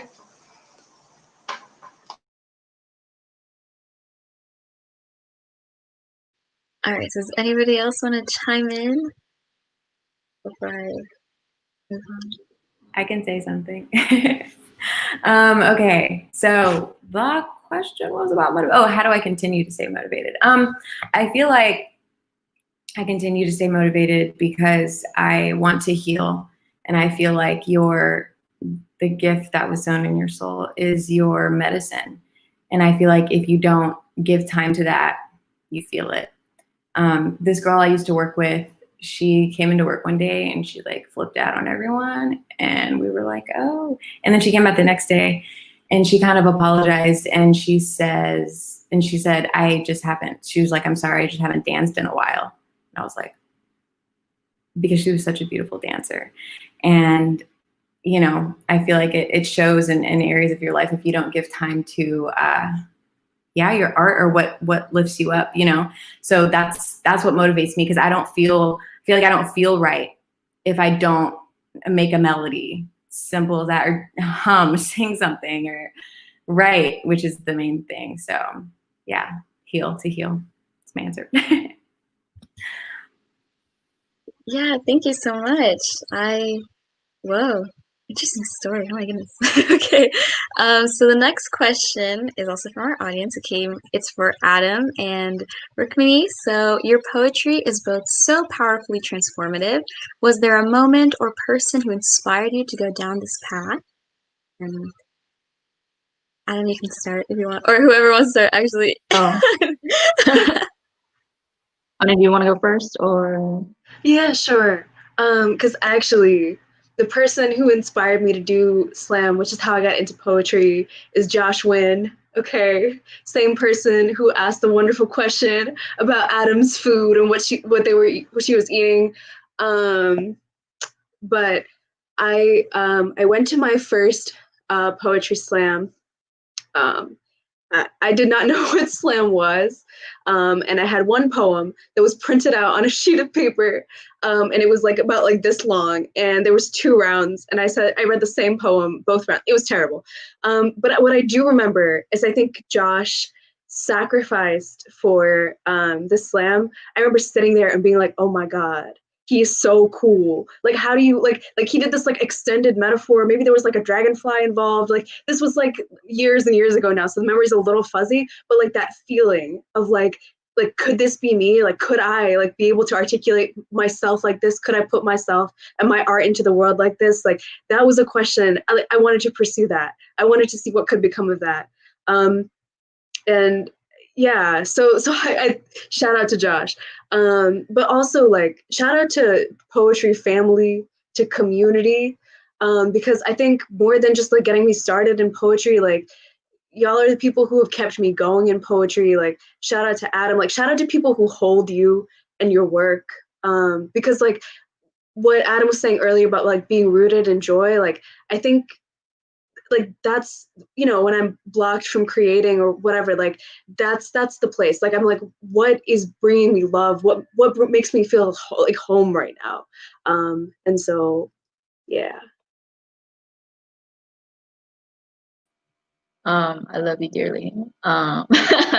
Yeah, really shouts to Josh, man. I see joy every time he like pops up on the comments. But yeah, as far as like people who inspired me to start doing poetry, have to hands down be my first poetry coach, Miss Brandy Rude. She was the coach for the poetry club at my high school. Absolutely, like I had never touched a stage before. I had severe social anxiety. Like the second anybody would put me on the spot, I was like, what if I retreat into myself and become a shell? But you know, somebody pushed me to join the club because they believed in my work. And I showed up that day, and she made me feel so loved and held, and like my words mattered. And then she showed me all kinds of poets that first day whenever we were meeting up and everybody was auditioning for the team, and actually including Josh, because I had up to that point didn't have a lot of access to Asian American writers, poets, performers, anything. And like it felt really like, I don't know, like culturally ostracized, because like the only thing that was going on was like K-pop groups, and then people were like being racist about K-pop groups. So I was like, oh, okay, this is what we're doing right now. But you know, like Ms. B showed me Josh, showed me Paul Tran, showed me Human Wing, and I felt really seen. I was like, oh, I want that to be me. I want to be up there on that stage. I absolutely did not want to be on that stage. But I like saw those people and I was like, oh, there's space for me there too, you know?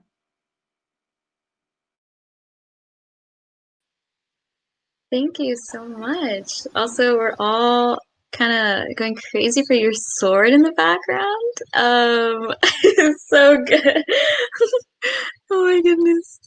All right, so the next question is for Paul. Do you write the lyrics first or the music? Which comes first usually for you?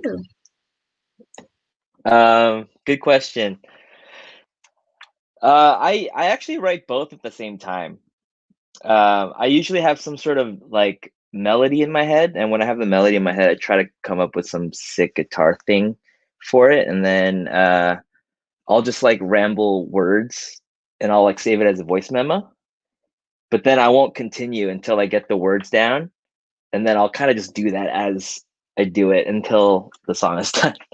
So yeah, actually the very first the song that I sang in my performance, Be Someone, that I actually had all the words down first.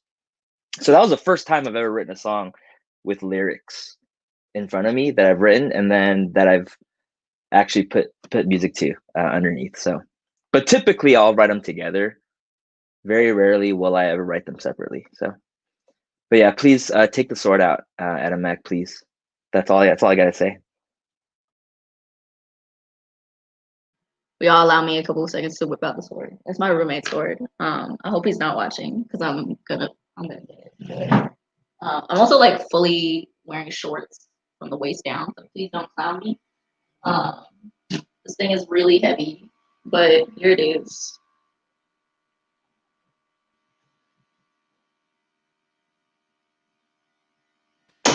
That is so cool. Also, I just want to say, like, Adam has a fire picture of her with the sword on her Instagram, so y'all should go look at that so you can see it, so you can see her in all of her glory.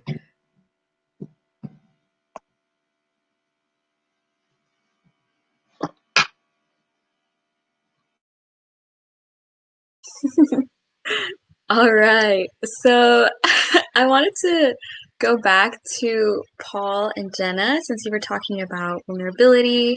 And so listening to your songs, I noticed that that was a common theme, vulnerability. So what would you say is the hardest part about being vulnerable in your music? So I'll start off with Jenna. Okay, the hardest part about being vulnerable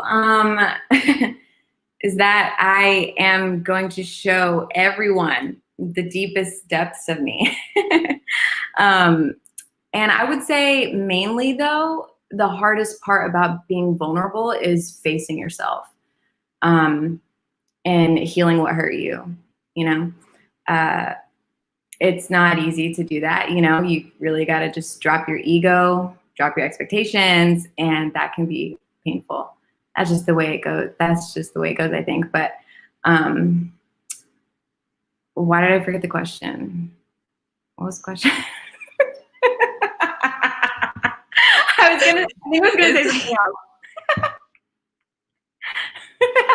It was, what would you say is the hardest part about being vulnerable in your music? I don't know how I literally forgot everything. Okay. I was like, what was I even saying? Hardest part about being vulnerable. Yeah, just being honest with yourself. Being honest with yourself and not being afraid to show everyone the real you. And yeah, if you are being authentic, you know, that's not, I guess, the easiest. So it's just showing your true colors, I guess I would say. And learning to love you how you are. So that's my answer. Take it away, Paul. Yeah, I I echo pretty much everything Jenna said, but I feel like my problem, the hardest thing is actually putting them into a song form. I have a lot of thoughts and a lot of things to say. I just don't know how to say it well. Words don't come easy for me. I'm not really like the best words person.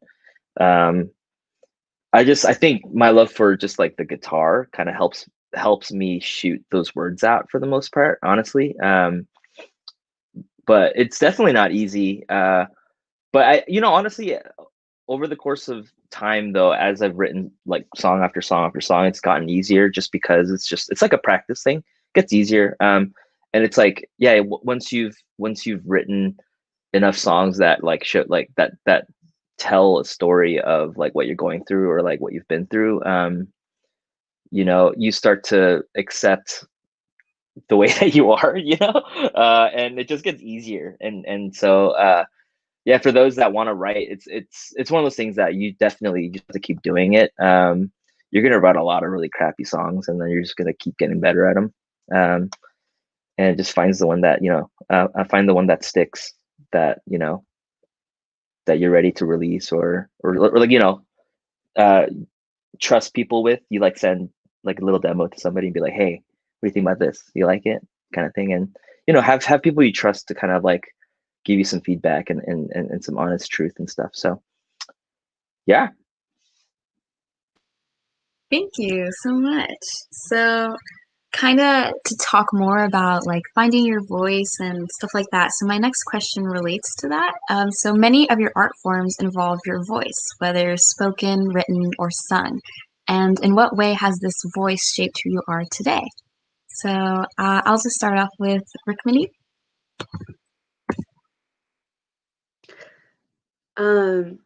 Wow, that's a good question. I think I'm still trying to find voice in the sense of like trying to find what feels truthful, but also trying to find what feels like healing, what feels like belonging. I think this, like during the pandemic, I've been writing work that's way more disembodied, that like imagines things, and that's such a departure from like a lot of slam where it's like, here's what happened to me, it was not good, here's a tree metaphor, that's like distilling a lot, right? But like one of the things that I took out from that experience was like this necessity to stay truthful to like being in my body and my experiences. And like the pandemic has been so disembodied, like we don't see each other, right? Like physically, like I see all on a screen, and like even my own experience of myself like feels very like much less concrete. But then at the same time there's this like bodily fear of like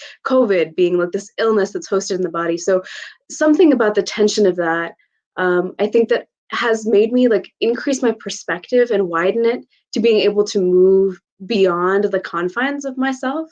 And so like thinking about like what worlds can I imagine where like things look different.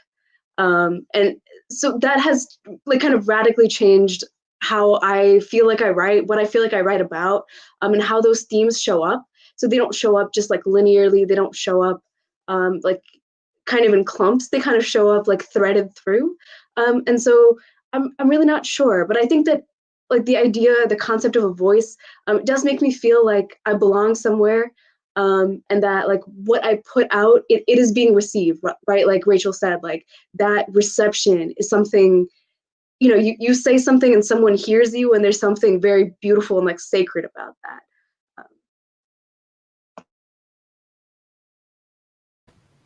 I'll chime in after that. um, this experience in quarantine has been very disembodying. But I think in general, trauma for the most part, like experiencing trauma or hardship, is very disembodying. We carry so much of our trauma in our bodies. Like literally, one of the words in my Shambles song was like disconnected for the body, because I've kind of forced the disconnection, which is very strange for me because I dance, and I would dance for hours and hours and hours. But I've actually been very much afraid of accessing that part of myself because it like loosens up everything.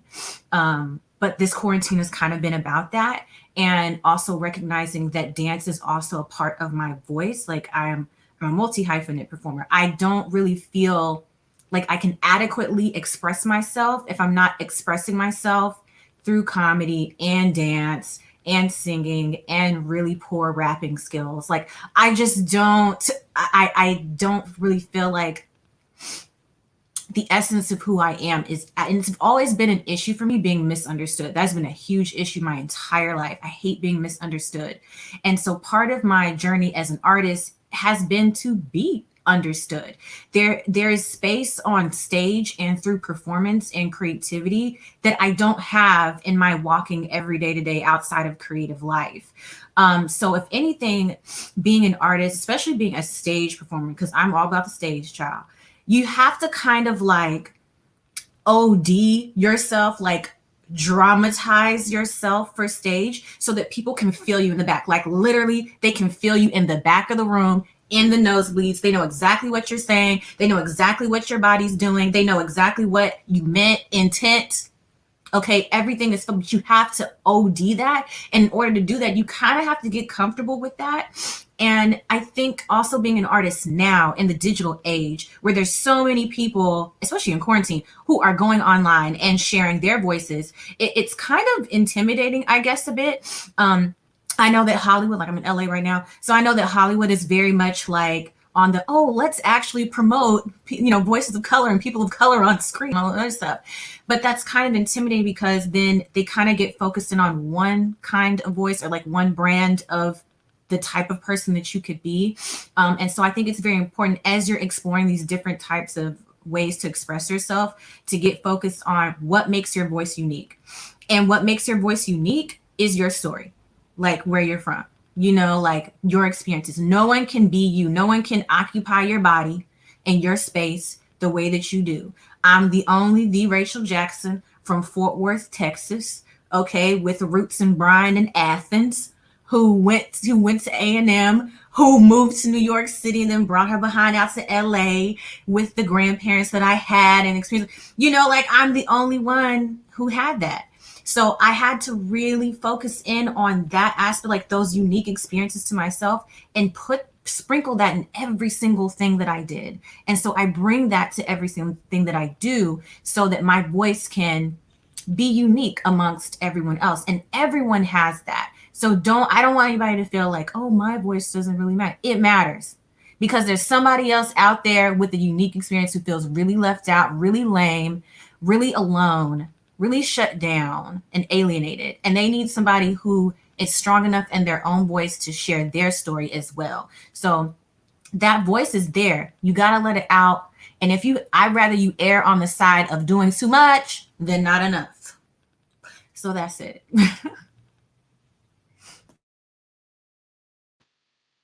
Thank you so much for that. Honestly, awesome advice. Whoa, I feel inspired. So I know we're almost reaching the end. So if anybody has like any other questions that you want to send in, please send them in the chat and I will make sure to ask them really quick. But if there aren't any other questions right now, we can end on some advice. So that's my next question. So do you have any advice for other aspiring artists out there, especially during difficult times? And let's go over to Paul. You can start. Sure. Advice. I feel like the best advice I could give is to cultivate a close-knit community of people you trust, people who will speak truths to you, people who will accept you and love you no matter what. And then to just continue to get inspired. So find the things that inspire you to want to, create basically, and maybe not copy exactly what they're doing, but like find your own way to be an inspiration to other people, like these inspirations are to you, and so I feel like for me it's a lot of it had to came down to just finding the right people to give me the right push, you know. And if that's what you need, if you need a push, find people who will push you, you know. And I feel like that's gonna be a really good start for you to continue to, or for you to start doing what what it is that you want to do. And so, other than that, just practice a lot. Practice a lot. Practice makes perfect. Always, find ways to get better. I don't know. I'm not good at giving advice. Don't listen to me. Except for, yeah, cool. Paul, stop it. Do love yourself a little more. I care about you so much. This is excellent advice, but I'll pop in real quickly and also put in my piece, which is that you should strive to become your most authentic self, whatever that might look like. Learn who that is, find out who that is. Sometimes it takes forever, but it's easy to compare yourself and the work that you make to the brilliance that surrounds you, especially when you see so many interesting and wonderful people. But really the easiest thing for us to do is be ourselves. It's easy to get lost in what we could be rather than the tools that we have right now to do what we can. I'll say something really quickly. Let the trends pass by and you will still be standing. It's a lot of pressure, especially with social media, to get caught up in these trends. But them trends, you're not a trend. Okay? Remember that. You are not a trend. So let these trends pass on by and you do you, boo, and stand in that. Okay? Live long and prosper. I can go. Okay, advice for other aspiring artists. I would say something I tell myself a lot is last day on earth. And I think when I say that to myself, just all my worries just fall. I'm like, what? I ain't tripping, like, I'm good. And I would say, like, I feel like sometimes when I'm creating, imagine if you were just doing it, if you were the last person on earth and you were just you just wanted to do something that would bring you joy, what would you do? It was just you and the universe, or whatever you believe. It was you and just the earth, and you just did something to make you smile, to light you up, and I'm like, what?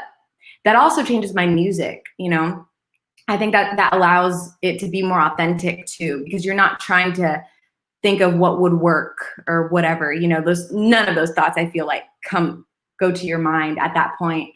And so I would say, just imagine, just a little thing that I do, just imagine you're the last person on earth and you were just creating for you and you were just dancing in your own art.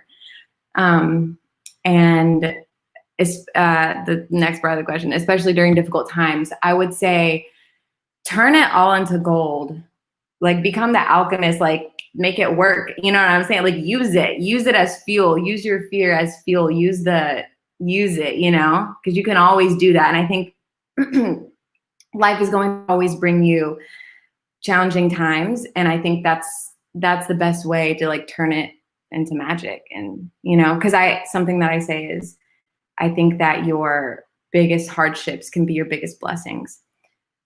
And I think when you try to make it a game and you're like, okay, how can I make this into something amazing? Then that could be a thing. So yeah, I guess that's it.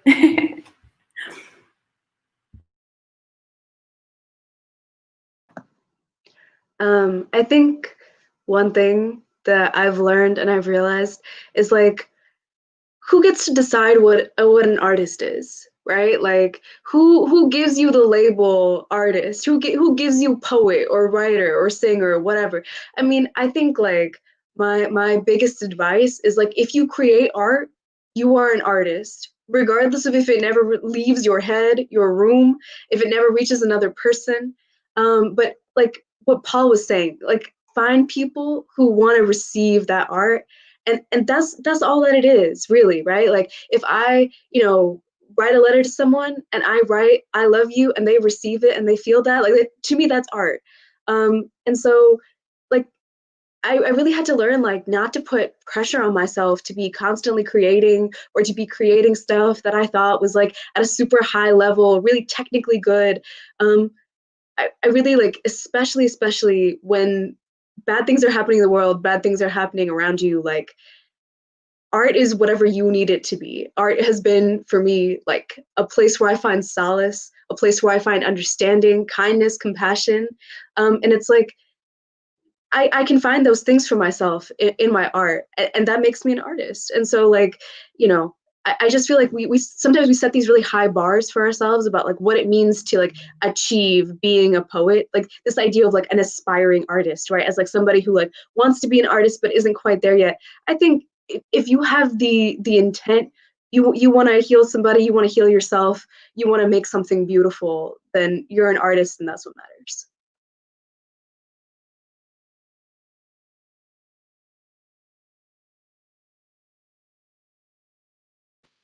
All right, Atusa, do you have any last words of advice?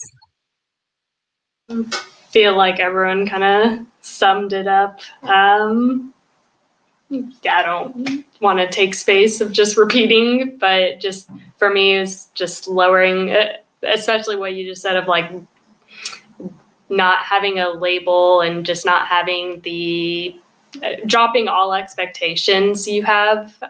It's been very interesting to be on social media trying to promote your work and seeing all of the what's in the media now. Just like, what are these labels that are really at the forefront, and then also trying to not have labels for your own self it can be challenging at times.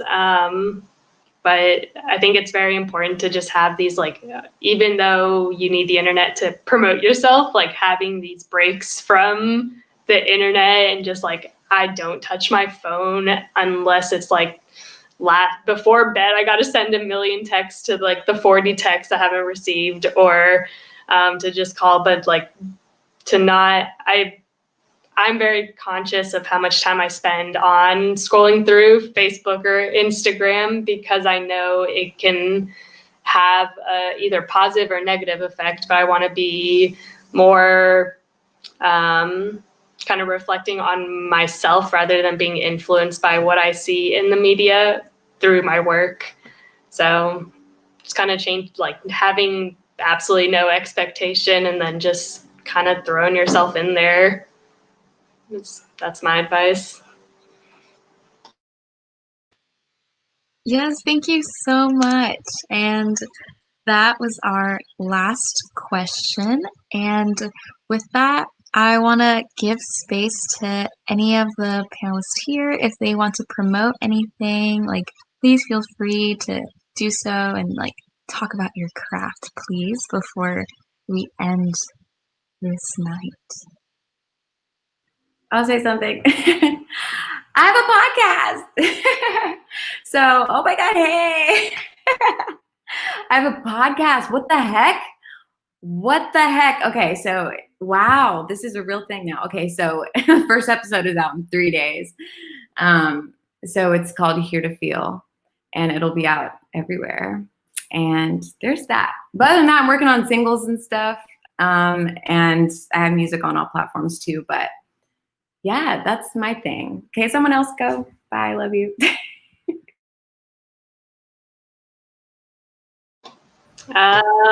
Really more quick. Twitter friends. Oh, sorry, go ahead. Oh, I just need more Twitter friends. I'm on Twitter more than I am on Instagram. Just because like I had to take a step back from Instagram. But yeah, follow me on Twitter. I'll answer my IG messages, but follow me on Twitter. I'll be live tweeting about Star Trek. And then my channel will be launched coming up in March. So stay tuned for March. That's when there'll be actual stuff. I'll be streaming to Twitch. That's where it's at these days. All right, bye.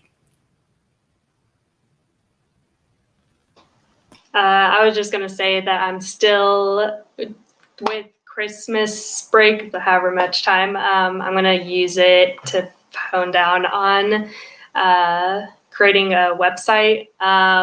The link for my Facebook isn't correct. It's actually going to be the same as AAPI Art Houston.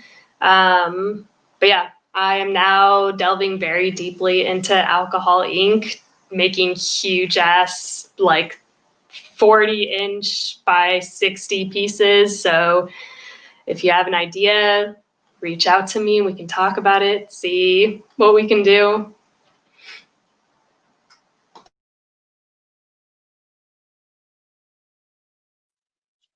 I got a little something to say. I just finished a little Christmas EP.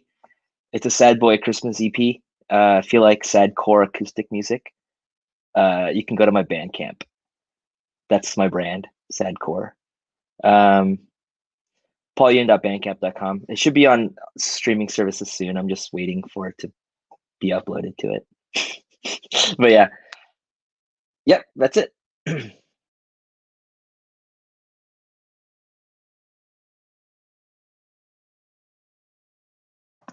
I don't really have anything to promote right now.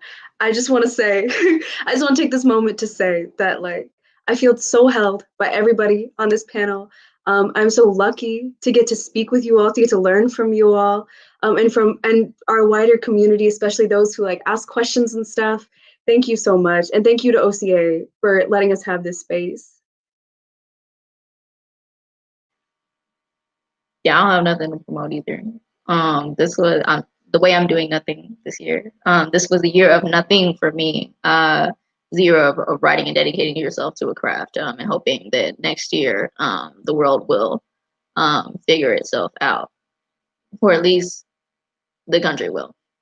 But yeah, honestly, thank you, OCA Houston. This is I think my second time working with y'all in an artistic form, and I'm super, super excited to you know, collaborate with y'all again. I have so much love for this nonprofit, for this organization, and thank you for bringing us all together in a space like this, especially in a time where, God, we so desperately need some way to be held. Even if it is digitally, I'm feeling so much love for y'all right now and the great artists that I'm sharing space with today.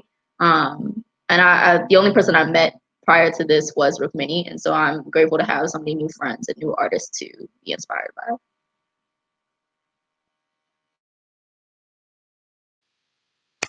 Thank you again, everyone, so much. Thank you to our audience. Thank you to OCA and everyone behind the scenes. You guys have all been amazing.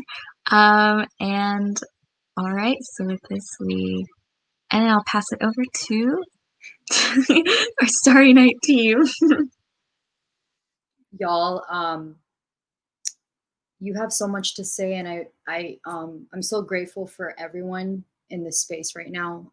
There's so much love, and as Adam had mentioned, I hope that we continue the collaboration. This is why we do it.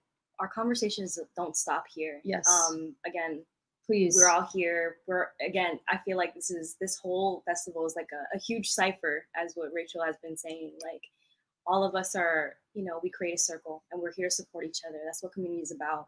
And like, what a way to what a way to close what a way to close this festival with all of your words, all of your experiences, your stories, the narratives. I was referencing like a ladle earlier. Y'all really stirred it up inside of me, and I think that's the beauty of all of your gifts and sharing that, right? Yeah, I mean, so everyone on this panel, please, as well as everyone in the audience, support each other. We have so many performances that had happened this entire week, and Josh was mentioned multiple times, and his performance was yesterday, y'all, and he performed some new pieces. Yes, so please support him and support everyone that's on the lineup. Go to starryniteartsfest.com. Promotions are happening till the end of the new year. So like, a lot of these artists are having promotions right now, but also please just support them, just because, yo, those are great gifts, man. Like, yeah. No, they're awesome. I mean, like, just like Trish said, and actually, Trish developed the website. P.S. Yes, I'm plugging you in. You constructed the beautiful website, so props to you. Yes. Okay. But it's just like you have access to all the live streams. You have access to all of the workshops. So if you missed out on Miss Kokalia Yang, her book reading, we cried. sorry. Go ahead. If you missed out on, Just Songs journaling workshop, you have access to that. Or actually, she has upcoming workshops. So if you visit her website, she does have some sessions for Sundays in the upcoming year. Yes, and then tomorrow we have acro yoga, and then we're closing the day with going into history, right? So learning more about our Asian American history and our stories that are untold. So please, please, please come through from 1 to 6, and we are so excited to just continue this with you all. Doesn't stop here. But I want to do a really, really big shout out to Maria, of course, who is behind the scenes doing her magic. I want to say a big shout out to the Starry Nite team, especially our leads for the community panel. Colleen, I want to shout out to Audrey, especially because she gathered the youth facilitators. Yes. Big Scarlett. hand to, Woo, woo, woo. Big claps to all the youth facilitators that assisted us during this whole week and a half. Big thank you to Abby because I know she took some time to meet all of the artists and performers with us. Yes. And then of course, like big thank you to like Debbie Chen, because without you, like this wouldn't have happened. And thank you for giving a space to organize this. Yeah. Everyone else, yay. That's it. All right. I think we are closing with a song. Maria. No? Should I? Oh, hello. Thank you, but it's an honor just to be Asian. Honor just to be Asian. Honor just to be Asian. Honor just to be Asian. From gold skin to cinnamon green cards and citizens, airless university scholarships and immigrants, dark hair and irises, young without college and whatever we playing at. We be killing it, humble but dominant. Grew up in Acrobat, flip from laundromat to graduate to diplomat. Called Chinamen by the ignorant, the wise, they call them gentlemen. Y'all know what time it is. I love my people, how we haggle at the markets. Take a family vacation to the outlets. Eating out is not a question if we're gonna split, or if anyone takes the last portion. No, I love the smell of salt and sweet, gold in the air like the sun off the beach. I love the stories that make us so unique. You can copy the food, but the soul is out of reach. It's an honor just to be Asian. Honor just to be Asian. Honor just to be Asian. Honor just to be Asian. Okay.